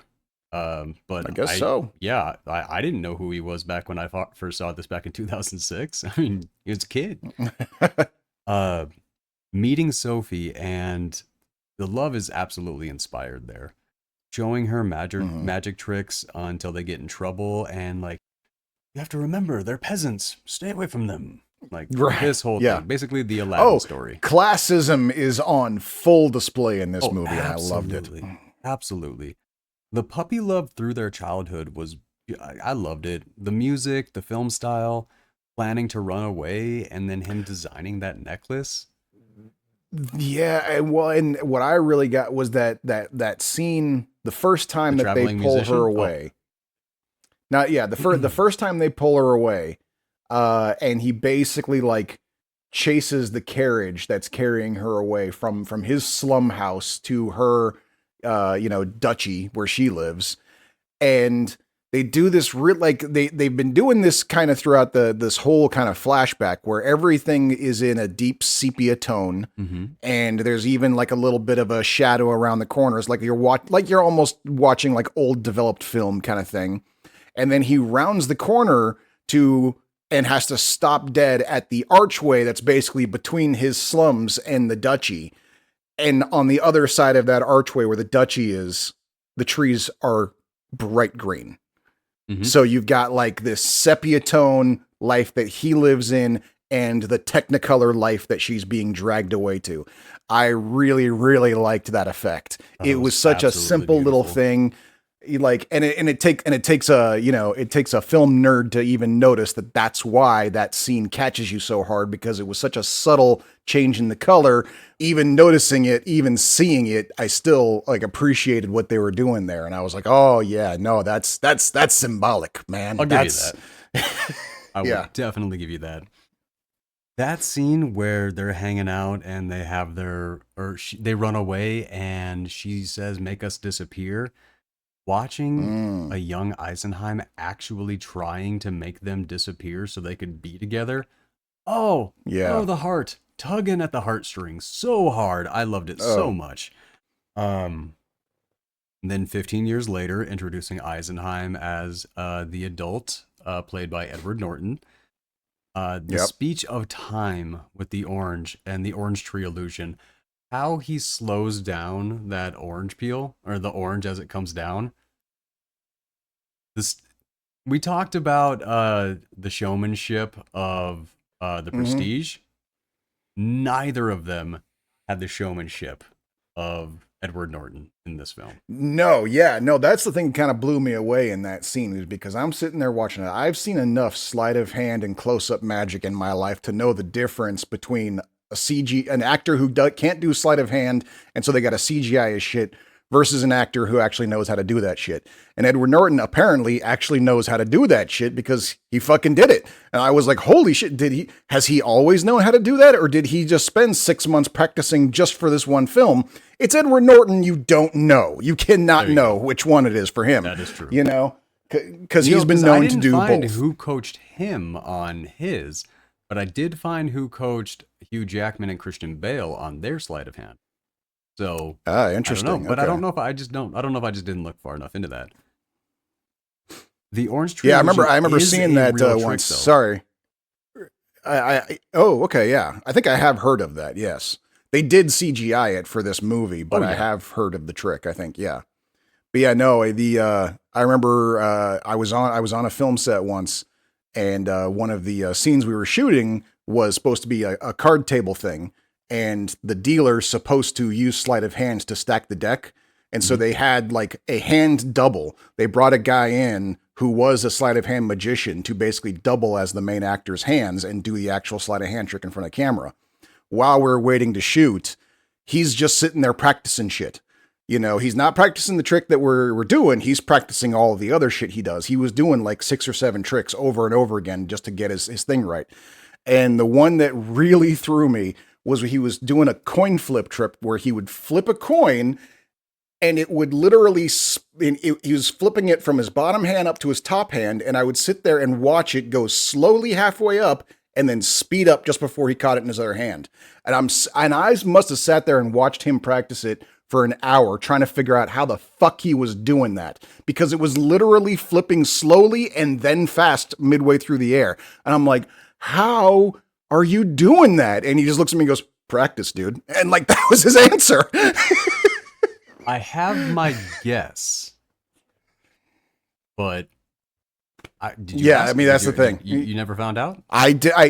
No, I never found. I asked him, and his answer was practice, and that was it. Like, he was a stone cold magician, man. He didn't give up anything. Nice. I like that. Yeah. The orange tree illusion is the thing that pulls Giamatti all the way in, and I love the amount of acting that Giamatti does in this film purely off of reaction is a masterclass. Is an absolute masterclass in what you're supposed to do in a scene when somebody else is performing.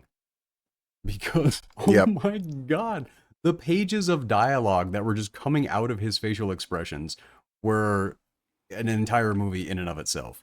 Absolutely loved it. Totally. The trick with giving the poor kids money, man, that was charming as hell. I loved it. I loved how charming that was. Yep. In the exact opposite of what we saw in The Prestige, it is established that Edward Norton, the magician, is a good guy. Yes. Kind of. Because he had this plan before he found out that the prince was a murderer. So he was gonna do this no matter what. So I don't know. Maybe. I mean, word travels. We are talking about the small country of Austria here. I'm sure he must have heard the rumors way ahead of time and just pretended to not know when people were saying like, oh, you know, this and that. And he's just kind of sitting there going, and he's like, oh, you don't say. Like, so that is in the summarization, because I do have some questions, but let's keep going. Meeting with Joseph, played by Eddie Marsan, which this person is constantly delivering in whatever he is in. He just never got really, really famous. But I don't really think there is any reason. He just doesn't have the, I don't know, je ne sais quoi of a leading man. Maybe, yeah. But no, he does kill it. Decent receipts, but an incredible review. And then the police come up to investigate the performance before the prince shows up.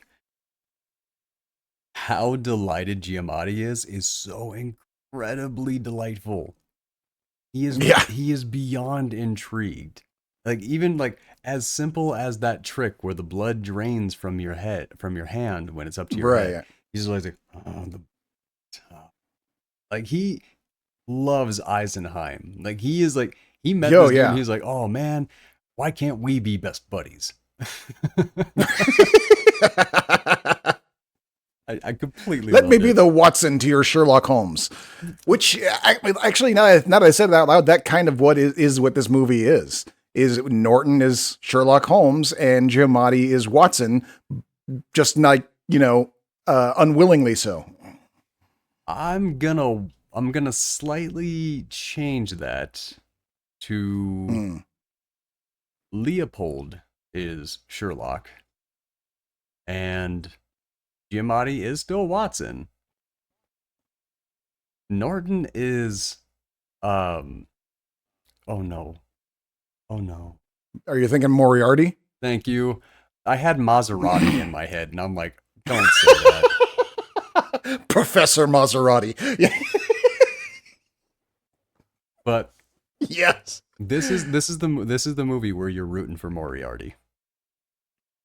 Yes, yeah. Well, see, then that's kind of like where I'm a little back and forth, because I mean, I think Leopold definitely fancies himself a Sherlock because he keeps trying to figure it out, but he's really not. But he's right though every time. That's the thing. As we're going through the movie, everything he's calling out, that he's like, "Why are you blind?" This is what he's doing, and he's right. He's just a dick. He's a dick who's right. I mean, I get, but he's right. I suppose that's true. Yes. Yeah. Look, the second performance and bringing the soul out of Jessica Biel, who, when she plays the Duchess, and as she's coming up and somebody says her name, like Duchess Fontaine or something like that, I can't remember. But oh my God, the look over Edward Norton, like what his face portrays there. And even when he says the words like, "Do you know me?" It's almost like he wants her to actually recognize him right there, even though that would ruin the show. He absolutely does. Oh yeah, no, I get that too. Yeah. Oh, that felt so powerful. When she goes along and says, "No, sir, we haven't met," you can literally see the heartbreak on his face. Like, he would have rather ruined the show than have her not actually recognize him, for sure. Completely, absolutely. And then, but before that, the prince volunteers his lady for the show, and I'm like, okay, we know he's a dick immediately. That's kind of fucked up. Hypnotizing her, and the image that does not reflect, and the death in the reflection of the mirror. Those very standard stage illusionist type tricks. But Right. still very fun to see. Well, and I think that's what's interesting about this is that they basically took a lot of the a lot of classic illusions, but rather than try to hem and haw with how is the trick done, this movie just kind of went ahead and exploded their effectiveness into the realms of fantasy to basically let the audience know, do not obsess with this. Do not concern yourself with this. We are taking these classic tricks, but we are delivering them in a way that is flat out fucking impossible, even by today's standards. You cannot do this on stage, now or then. So don't focus on how this trick is done because we're doing it impossibly here. Then the point is that this guy is a To fucking that genius level at of this. quality, yes. But there was not one trick that was in this movie that it was not actually explained through the mechanics. Like they are like all of the butterfly trick, the illusion trick, the soul trick, all of those are all completely explained. When you go in to research the film, they tell you which magician invented that trick, like what year it came out, everything. You can go into and see all that. Actually, it's the same for the Prestige and the Illusionist. Okay, all right. But so the butterfly ones got me. When those butterflies came fluttering in holding that handkerchief, my immediate thought was, "What Hogwarts bullshit is this?" Like, what is this movie? What are you trying to do, movie? That beautiful film, but all based off of real world tricks. Meeting with Leopold and Sophie afterwards, and then when he says to her, "Perhaps next time I'll make you disappear," her realization as Leopold is dragging her out of the room, oh man, like this movie could not go 5 minutes without absolutely breaking my heart. Yeah. In a wonderful way. And that was kind of amazing too, because what's the line? He goes, "Maybe I'll make you disappear." I mean, that's like that's straight out of like As You Wish from Princess Bride. Yeah. Like it hits her like a fucking bolt of lightning when he says that. Like, I loved it. Like that was fantastic. But this is what we were talking about with Joseph giving details about how abusive and potentially murderous Leopold is. So if Eisenheim didn't have the plan, this is where he kicks it in. And this is where he comes up with it. So yeah, there is kind of your argument right there. The secret meeting in the carriage, discussing realizing one another, I really did enjoy that. I enjoyed that we didn't have to think about that. We didn't have to wonder about that. The movie itself answers it for us. Right. And that was really nice. Well, yeah, well, and that was like I was saying before, it's like when you're watching a movie about, stage magic, you kind of assume everything's a misdirection and it kind of fucks with how you watch the movie. And so when I'm watching this movie and he does the whole like, "Do you know me?" and she says no. And you as the audience member realize right away that's the girl all grown up. And so I'm sitting here going like, wait, does she really not recognize him? Or is he literally there to rescue her from the fucking prince and she knows it and this is all part of the act? It wasn't until the scene where she pulls him into the carriage and she's like, "Hey, now I remember you." Then I'm like, "Oh, okay, no, that actually was exactly what it appeared to be." And that's why I appreciated that scene. I thought that was a great conclusion because of that. Yes. Congratulating her on the upcoming nuptials. And she is just jealous and envious of his freedom. You really do see everything that, like, there's not a lot of time dedicated to explaining that, but it's so unbelievably clear that it plays very well. Meeting Giamatti and discussing the dynamics go ahead. They haven't gotten it's like they haven't just never gotten over each other. Well, like her, I don't know if it's as much that she never got over him. She never got over the life that she had when they were kids together, when she could sneak out of the palace and go hang out with him, when she could just be a kid. Like he's still in love with her. She's still in love with the life they had as kids. Right. Exactly. Yeah. So they, No, I can get on board with that. meeting Giamatti and discussing the dynamics of being children of laborers versus royalty. It was really nice that Giamatti had that line included. It's like, I'm the son of a butcher, he's a prince. What kind of friends could we be? Mm-hmm. Like, Yeah.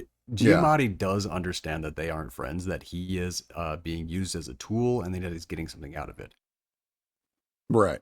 It's nice that you see that Giamatti is that kind of character, that he understands that he's not being taken for a ride, but it does lower the integrity of him as a character. Right. But it does also kind of go into like I know people say this a lot, but I think in Giamatti's case, it's true. He is a complicated man. Very. This character is a guy who knows right from wrong. He knows the reality of things, and he's just trying to do what he has to do. He's aware that sometimes it means he's got to be the bastard, but he's also aware that if he's not the one being the bastard, then someone's going to be the bastard on him. And so he doesn't like it, but he's gotta. Yep. And he kind of has a lot of back and forth moments where you kind of see him. He makes a choice one way, like when like we even see at the very beginning when he's tossing the theater to basically under the pretext of the prince is going to see your show tonight, so we're making sure that there's no assassins hiding in your water vase here, but it's really he's there to try to figure out how he did the trick. He's kind of abusing his authority a little bit there, but he is still polite about it. And once he gets that one satisfaction of learning the ball trick, he's like, all right, yeah, no, you really are clever. I like you. All right, we'll be friends. I'll leave you alone. I'm not gonna tear your set apart. So, we're good. Like he's got a very back and forth kind of pendulum swing on. But that wasn't what I was on how much of because he's part of the attempt or of the coup that's going to be attempted in overthrowing the king. That's what I was talking about. Well, oh, right. I forgot about that. That is a whole thing. Yeah, no, like he is taking full advantage. He is setting himself up to be a bad guy in the eyes of the country, everything like that. He is, but that's the level of complicated. Because he may be stuck in that situation, but as we find out towards the end of the movie, he could have, once Leopold started what was going on, he could have gone to the chief judge. Could have gone, higher. Over his head, right, yeah. Yeah. So, I mean, the dude was, he was going to help overthrow the king so he could get promoted. This movie did not start off with him being a good character. No, I guess that's true, yes. His redemption came in one single act. But you can see he was struggling with it the whole movie. He had that inner turmoil. The secret meeting in the carriage or I already went there, but discussing the dynamics of being the children of laborers versus royalty, he warns him, he likes him, but he knows what he would have to do. The third performance at the prince's home, this is what I was saying, Leopold is kind of the Sherlock character because he's never wrong about a single thing. And he gets everything right. The painting, nails it. The sword and playing the Excalibur legend, he never even gives a guess as to how the sword is going. But what I did like about this scene is where Eisenheim picks the sword up, he has his handkerchief right where the two gems that he steals. That continuity stays with the film. Oh, I didn't even notice that part. That was very good. I mean, you know me. I love little details like that where it's completely locked in. Yeah. I probably would have noticed it if I watched it a second time. Probably. I would definitely assume so. And because of what he does with the sword, and he just kind of lets it linger a little bit and makes a little bit of a fool of Leopold, he gets shut down. A little bit of a fool. Little bit of a fool. He fucking bitch slaps him right in front of all his people. I mean, everyone knew what was going to happen after that. How he did not see that coming is kind of obvious because he fucking humiliated even the him. Duchess goes up to him and is like, what would possess you to do such a thing? Yeah. Yeah. But that's the thing. He was setting it up. He was setting him up to look like the jealous person, to do all of these things, all this shit. Completely. Like, Eisenheim is the bad guy, but he did it for love. that's why we root for him. Well, and I guess that's the thing. I was like, I guess that hadn't even occurred to me, because that's where I was thinking that, in my mind, I was thinking he started concocting the plan when they had their meetup and she said, "I want to leave with you." But if he was already stealing the jewels off the sword even way before that, then yeah, he probably rolled into town with this plan. You're right. I think he So, decided yeah, on the plan the second that Yosef told him that he shoved the other lady off a balcony. Okay, yeah, that would make sense too. I think that's when that kicked in. But now he's trying to go, he can't focus, and then here comes the Duchess, Jessica Biel, showing up on horseback. A very tasteful, very beautiful love scene. I thought it was a very good one. And I like that they discussed that she kept the butterfly necklace, which definitely plays into that butterfly trick of the first scene. Before we even see her, before we know that she's going to be in the film, before he knows that he's still doing the butterflies. Like, that was a great touch to the story.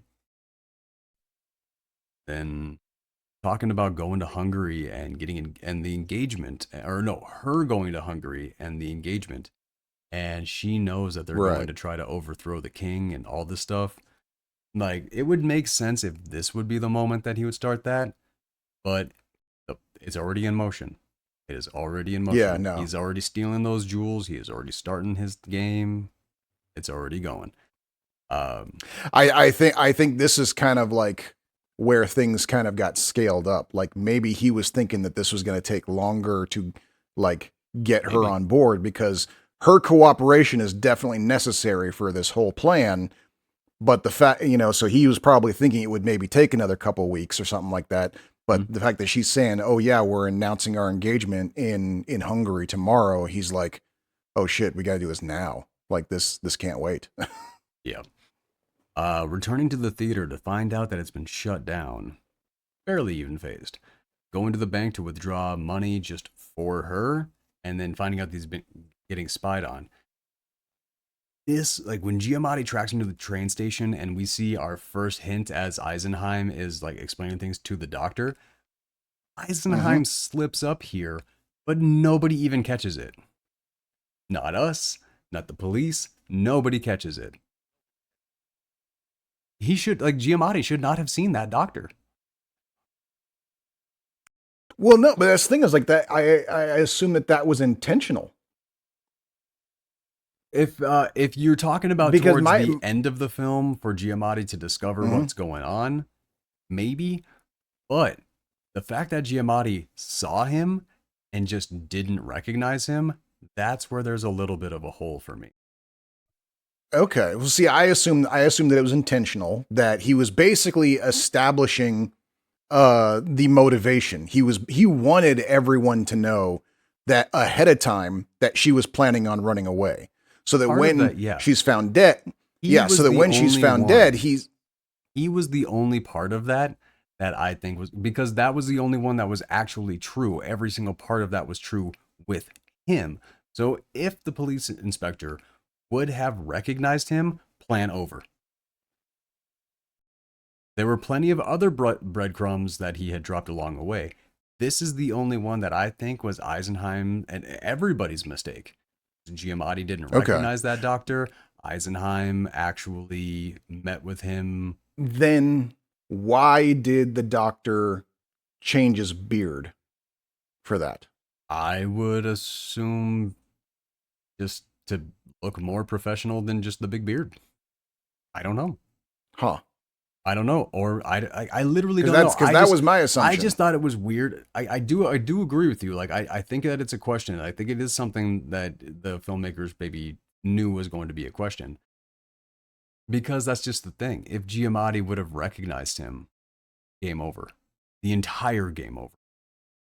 Because we didn't recognize him. We saw him in one scene He's literally 2 scenes later. The only difference is that his cheeks are shaved and now he's got a goatee instead of a full beard.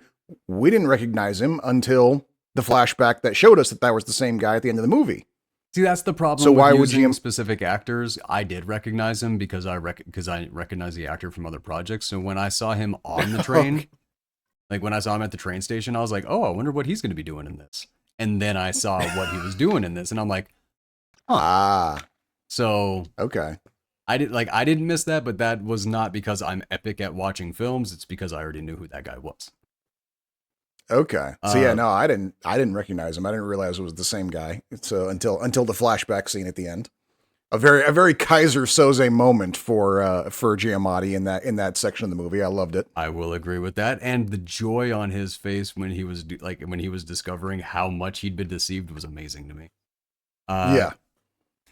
Okay. Lies about witnessing them kiss. Probably afraid to die, I'm guessing. Like, you don't want to be the one telling the prince that his girl was kissing somebody else, right? Right, yeah. Or at the very least afraid that, Edward Norton would be immediately dispatched as well. Someone's dying if he says it, and he's just going like, we don't need that. Like, I'm fine. I'll arrest the dude. No one has to die, Your Highness. Okay, I can give you that. I can get on board with that at least. So Sophie confronts Leopold, and oh, damn, does she bring the heat. And she is bold as hell with that goodbye. And this whole little bit here, huge gamble on her behalf. And oh yeah, I felt it. Like no matter what, even if it went like exactly how it was supposed to go and everything, like she could have easily drowned in that river while she was asleep. Yeah.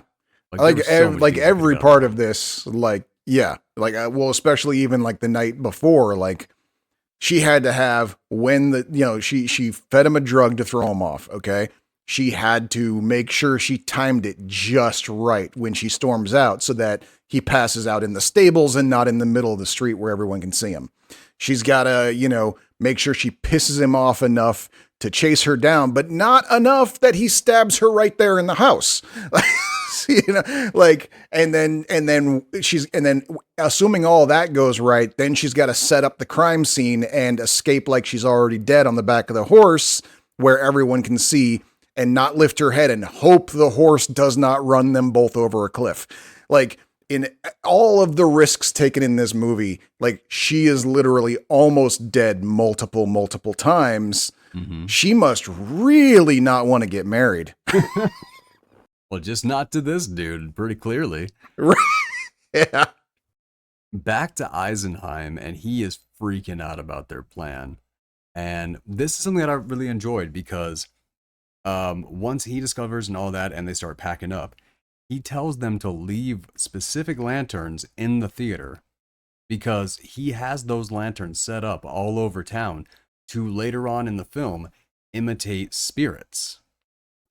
Mm-hmm. Or to emulate spirits as they're doing their thing. So that was a moment, literally, it was never thrown back to again. It just says, leave the lanterns. That's it. Right, exactly. Never again, never goes back to it, never a Paul Giamatti moment like we have later to discuss that or anything like that. That is left for us to pick up on that one single line, and ooh, I love it when they... Yep. Well, I'll tell you what's because they even kind of go into an explanation. They show they're trying to figure out how he did it, and so they have an engineer kind of mock up how it will be done, and we see how that shit was actually done. A projector against mist kind of looked like a hologram, basically still what hologram technology for the most part is doing today. Bringing that up here, that is our director cameo. Oh, nice. Okay, was he in the mist or was he running the projector? He was in the mist. He was the one being projected. Nice. Well, I thought that was a very good, like, so little you would know. Nobody would, like, the screen, like, it would never pull the audience out of it ever. Like, that is how a director does a cameo. I thought that was very well done. Very well done. Yes. But yeah, but that's the thing is like, that's where I was saying is like what they exampled there, that ad hoc kind of misty looking thing. That was how it looked back in the day when people were pulling that off. This perfectly solid walking down the aisle so you can reach out and touch it version that they have in this movie. That's movie magic. And that's what I was talking about before of how they're basically saying this guy's a super genius at this. What he's doing is beyond what is even capable today, let alone what they could do back then. So don't focus on how the trick is done. That is not the important part of the story. You know, we're just going to blow that out of the water. So you don't even think about it. We're going to make it look like it's actual magic, you know? Fair enough. We talked about this. So her horse arrives without her, covered in the blood and the search party. Thank God Eisenheim was the one to find her because he had to be the one. Right. Yeah. Yeah. Yep, Nobody exactly. else was going to work. She bled to death from a slash to the throat, and then finding the gemstone, or the doctor found the gemstone in her dress and gave it to the inspector. And like Eisenheim's misery, Edward Norton plays miserable so well. I'm pretty sure that that's his default function. I think so. I can believe that. Yeah. Like, yeah, I believe him when he's happy, but I really believe him whenever he's miserable. Yeah. This was a great delivery from Giamatti. Like, when he's like, "Are you completely corrupt?" And Giamatti's like, "No, not completely. No." What amazing honesty from that character. And the indignant of it, just like, how dare you suggest I'm completely corrupt? Of course I'm not complete. I am only corrupt the normal amount, like every other man here. What an exchange. How dare you, sir? But then I really appreciate the fact that Giamatti actually investigates the prince. Eisenheim, like, we see Eisenheim's descent into madness, and we see the investigation into the prince. It's great. Like, how it unfolds and how we see the characters. I had some questions, but they did get answered. Firing the manager, Joseph, and opening a new theater, no longer the Illusionist, now the Conjurer of Spirits. And, so now that he's a conjurer of spirits, the first thing that he conjures is this boy, this deceased boy from Brune. And they get to ask him questions, and he gets to talk a little bit, and then he disappears, and you're just left with the like Eisenheim on stage, who's just sweaty and distraught and everything. Right, yeah. And his audience I kind of took issue with this a little bit. Become a cult. Like, they are really becoming believers. Go ahead. We only got to see snippets of his show over time. But I was really getting the feeling, especially at the very last show, I was starting to feel for the audience getting ripped off because it felt like his shows were now like a minute long at most. People were paying full ticket price, filling into that theater. He was coming on stage, conjuring one ghost, and then going, "Whew, I'm spent. Good night, everybody." Like, that seemed to be his show for this whole time it was going on. We never saw like the full spectrum of what he was doing or what was being accomplished that got all these people on his side. That's all we saw were baby. Little snippets.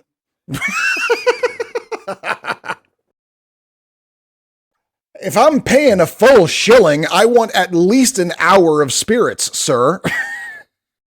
Hey, but you know damn well, if there was somebody who could conjure spirits, people would pay top dollar just to go in and see that it's real.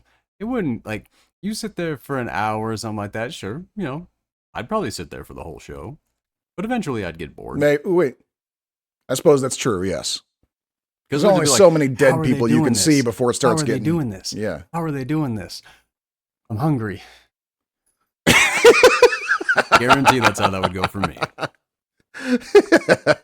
His followers, but like I said, they're becoming more cult-like, and even in the church, due to Eisenheim, the spirit has been reaffirmed, and that is really starting to change. See, I wasn't 100% sure that was a church. I was getting the vibe that was like almost like a college, like it was some kind of college professor doing it. Couldn't tell, What I honestly. I couldn't. mean, come on. Yeah, Like, poor aspects of Austria and it was. Hungary at that era. Like, I Yeah, have I no, I mean, couldn't tell. Yeah, it was basically a bunch of old dudes in a small room. One of them's at the podium shouting some shit. It could have been either one. Yeah.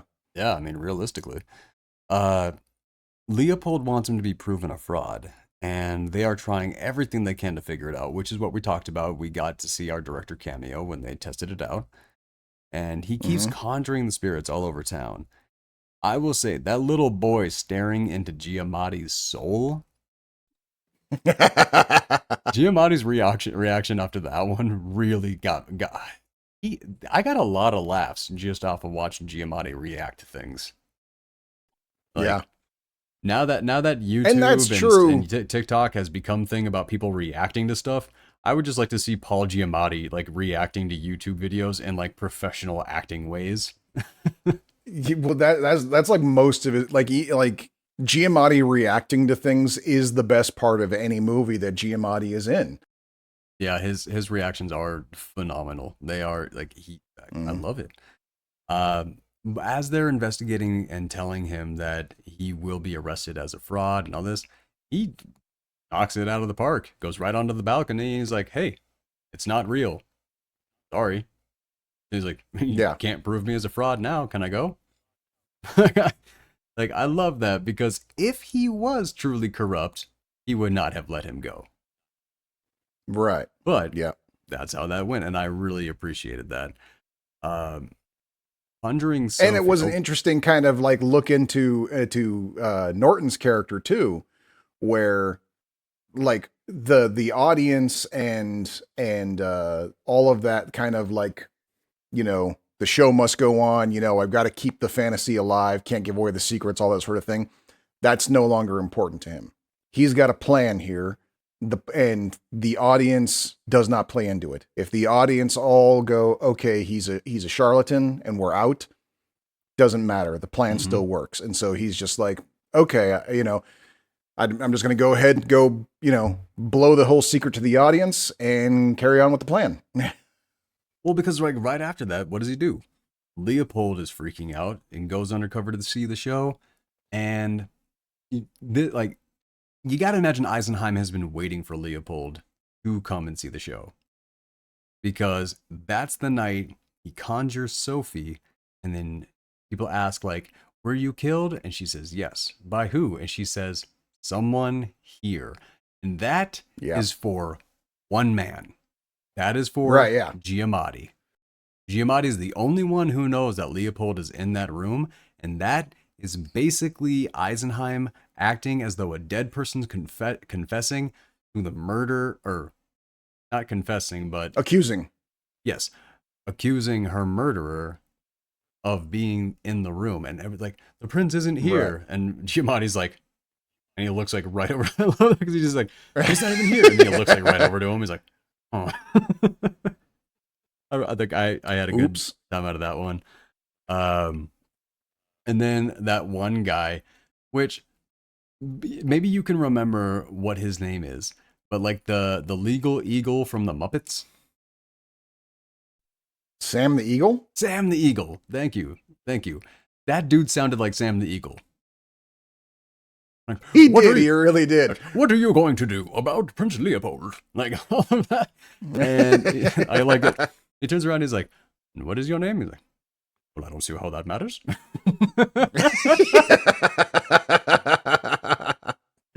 I swear to God, if that was Sam the Eagle, the voice of Sam the Eagle, I would buy that all day long. Like if that was like a Sam the Eagle cameo, because that sounded so much like him to me.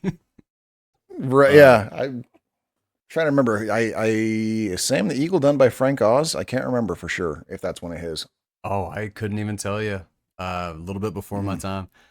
Uh, Giamatti just telling him he's a very special person, spiritually or equally gifted if it's a trick.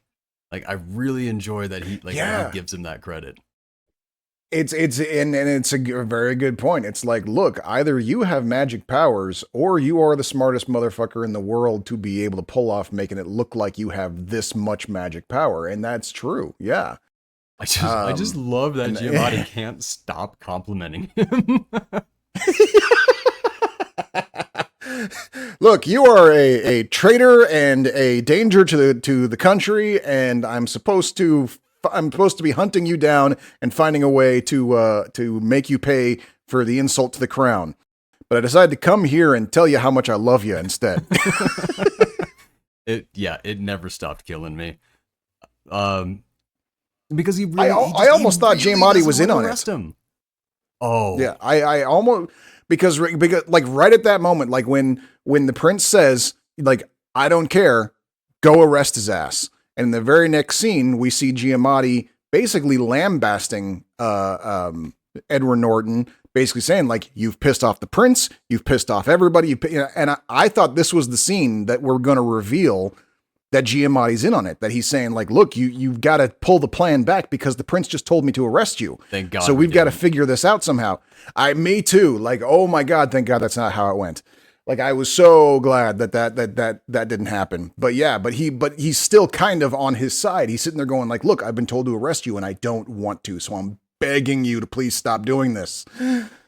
Well, that's the thing. He actually thinks that Sophie is dead. So he's like, please, like, what are you going to do? What are you going to do? He's like, I just want to see her. Like, and just how, the heart in, before you know, the heart in that is just crazy to me. I loved it so much. Yeah. And I love that. Well, see, okay, that's the cluing though, because he doesn't, when he doesn't say, go ahead. Because that's the thing is Giamatti asks him, what's the point of doing this? He doesn't say to see her again. He says to be with her. That's his exact words. He's actually saying, he's basically confessing, no, this whole thing is one big illusion to make sure the prince fucks off and doesn't chase me and my girl all the way to Prague, you know? And that's what this, he says it right. It's to be with her, not to see her again, to be with her was his exact words. So he's basically telling him exactly what's up without telling him anything. But I did like the fact that by conjuring Sophie, he does give clues. He has Sophie say that I was wearing my necklace, and that prompts Giamatti to go back to the stable and find the necklace. And he also finds that jewel that was there as well, that like the green one. And when he picks up that sword and he matches them in there, he gets definitive evidence, and that evidence is what he sends off to the king. Because you kind of realize there is nothing he could have done by just saying what was going to happen. He actually needed that evidence. So Eisenheim gave it to him, and I really loved how that went. You got... when they go searching for him after he disappears, though, the extreme giddiness on Giamatti's face when he finds the orange tree... what he thinks is going to be the plants for the orange tree, but it actually winds up being the locket. And then his giddiness turns into that, like, again, that reaction that like he's solved the puzzle. Yeah, he sees the plans for the locket. He knows what the locket is. He remembers her mentioning the locket back at the show. What I thought was really funny was the fact that while he's doing that, before he even notices that, he picks up a jar of fake blood, looks at it, and puts it back down, and doesn't even give it a second. Yeah. Just moves on to look at other stuff. No, like, the entirety of the mystery is laid out right in front of him, the audience, everybody, but it's just done so damn well that it doesn't even matter. Right, yeah. Really, really beautiful. All the way caught up to the beginning at this point. Like, everything has been passed off, the evidence has been dished off, and reveals everything about their plan to the police headquarters. And here's the thing about Giamatti, and we find out that Giamatti has basically been telling Prince Leopold this entire story from his perspective all the way up until this point. Then Leopold goes absolutely nuts trying to explain his innocence in the matter and winds up offing himself. Crazy thing is, everything that Leopold says in this scene is completely true. He is completely right. He is 100% innocent. He has been manipulated, and the only thing he's guilty of is trying to off his own dad, maybe one day. and being a serial abuser. And yeah, being a serial abuser. We don't know for sure he actually did kill the other woman. We It's only the know rumor, that, yeah. but we have seen enough of him to know it's probably pretty true. There's probably some truth to it, you know. Yeah, we're pretty sure there. Giamatti getting pickpocketed and chases Eisenheim to the train station. It was very important for Eisenheim to get that necklace back. I will agree with that. Yeah. Like that was a good moment. Risky as hell, but yes, it was important. He's Exactly. like, especially, yeah, he's not going. He's like she loves that locket. She's held on to it for 20 years. He asked her to give it up for evidence. He's not showing his face at that farm without getting it back, for sure. No, he's not. Like, that relationship ain't lasting if he doesn't show up with a locket in hand, for sure. But I think that Eisenheim wanted Giamatti to find him. The way that he looks back before he crosses over, it doesn't seem like he's looking back to go, am I followed? He's like looking back to go, did he follow? Like, did he catch it? Did he key in? Like, that's more Kinda, what that look, yeah, that's more what that look, how that look landed on me. Yeah, I think he wanted Giamatti to know everything that he could get away with telling him without forcing Giamatti's hand to, I got to arrest you now. Jesus, man. But Giamatti's joy in the discovery of this scene when he's standing at the train station realizing everything, like, he's been had so hard. Like, his entire life has completely crumbled and everything. He is back to being a poor man again, and like his position with the government and all that, all gone. He does not care in this moment. He is just so wildly, stupidly happy. And the way that it was shot, too, I felt it. I felt all the joy, all the adventure, that, like, all of it. It was great. And Eisenheim and Sophie get their happy ending as he returns her locket. What a movie. And she's there in pristine, brand new peasant clothes, brushing her new horse. She's happy as shit. That she is. All right, Doc. Final thoughts. Yeah, this movie is a must see. I didn't even have to think about that one. I mean, just for Giamatti alone, like everything we've been saying about him throughout this movie, this is probably one of his pinnacle moments. I think it's a masterclass in reacting. Totally, yes, very much so. But also, you know, like I said, you know, classism was front and center in this. I loved that. I think we need to have more of that. But yeah, no, I don't know. I only just, you know, still having just watched it for the first time, sitting there going like, man, I can't believe I missed this when it came out. But yeah, like, I wish I had seen this in the theaters. I didn't see this one in theaters either. So while you were in China, I was in basic training. Oh, okay, sure, that makes sense. Yeah. But also like I mentioned before, like in the beginning of the movie where they did those little, like the color tricks to kind of like show the difference between the two lifestyles. That's just one example of shit they did all through this movie. This is not a movie that just hung one hat on one gimmick. Everything about this movie was visually stunning. Like, I mean, we didn't even talk about how the hallway to the prince's office was fucking covered in antlers. The antlers, yeah. I mean, that was an astounding image. Every time Giamatti's walking down that hall, there's like 3 different moments where he's got to walk down that hall to go have a meeting with the prince. And every time you see him walking through that hall of antlers, just feeling sick at it, you know, and just intimidated and angry at the world and his position in it, you know? And, it was, like generally speaking, this is mastercraft, not just in reacting is mastercraft in storytelling, in the use of imagery, in filmmaking, to never never at any point think there's any moment in your movie that is a throwaway moment, that you just need to get this out of the way and move on.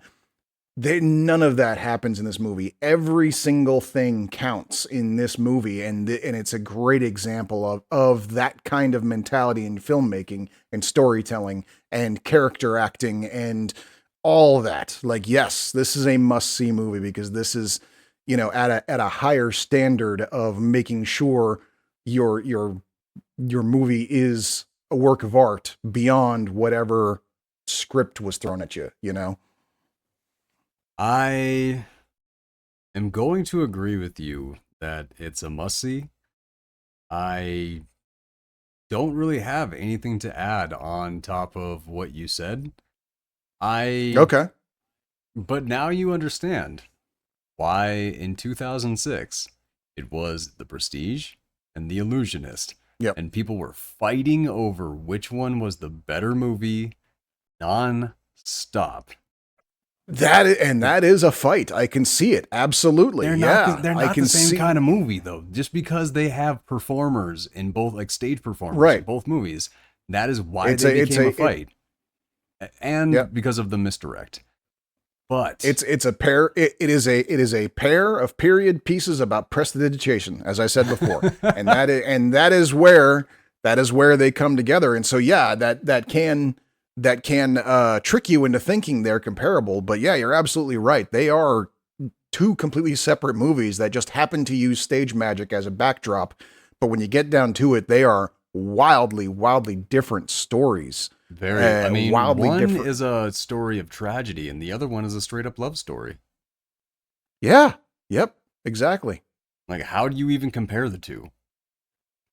For my personal preference, when it comes to the style of film that I like to watch and stuff, The Illusionist beats. The Illusionist takes the cake. Okay. That is my personal standpoint on the kind of like where I get my the most. I would tend to agree because I definitely liked a lot of the twists and grittiness and stuff like that. The one thing that takes me back to preferring The Illusionist of the two is that just for my own personal preference, I think movies about stage magic should stay the fuck away from real magic. So is that why you like The Prestige more? Because you said The Illusionist more. Yeah. Okay. Because I didn't know if you liked using the technical aspect of like Tesla and stuff like that in with the magic, because it separated magic from technology. So I didn't know where you were going with that. Yeah, but that's the thing is, it was still, I mean, it was a teleporter / clone machine. That was fucking magic. Okay. Yeah. They may have been presented more as sci-fi, but that's the thing. It was taking illusion magic and turning it into real magic. That would be like if we were doing, I mean, I'm trying to think of an example here. That would be like if Now You See Me was like the prequel to Harry Potter. Like that's basically what that was to me. Okay. Which all right. There's nothing wrong with that. If that's what you're into, that's fine. I have definitely enjoyed movies like that before. But if you're going to ask me what my preference was, I would say no. I prefer it when the two lines are separated. If you're going to have a movie about magic, have a movie about magic. If it's a movie about stage magic, it's stage magic. I like the line drawn between the two, but that's just me. I'm on board with that. So that's why I would say I prefer The Illusionist of the two for just that one reason. But other than that, they are incomparable. Yeah. For the two films, I feel like The Prestige will kind of exhaust you, and that is going to be the movie that you are going to watch. The Illusionist can kind of bring you to life. No, that's true. Yeah, I could see that. It was definitely compare these. No, that's true. These really are two wildly different films, despite appearances. Yeah. All right. So, what do you got for me for next week? For next week. All right. Let me tell you. Okay. Let me hit you with what I got for you. So, what I'm thinking for next week, I'm going to hit you with Soldier. starring Kurt Russell and Gary Busey, Jason Isaacs, Pertwee. I mean, it goes on and on. And Okay. long-standing love for this film. Okay. Well, in that case, I've heard of Soldier. That's like a sci-fi flick, right? Mm-hmm. All right. Yeah, sci-fi. Yeah. Okay. Well, I've got the exact opposite of that. In fact, What do you got? I have a Fear of a Black Hat. It is a mockumentary. Is that from a the black 90s. cat or black hat? Like, Hat with an H. okay. Black Hat. Yes, Fear of a Black Hat. Think Spinal Tap.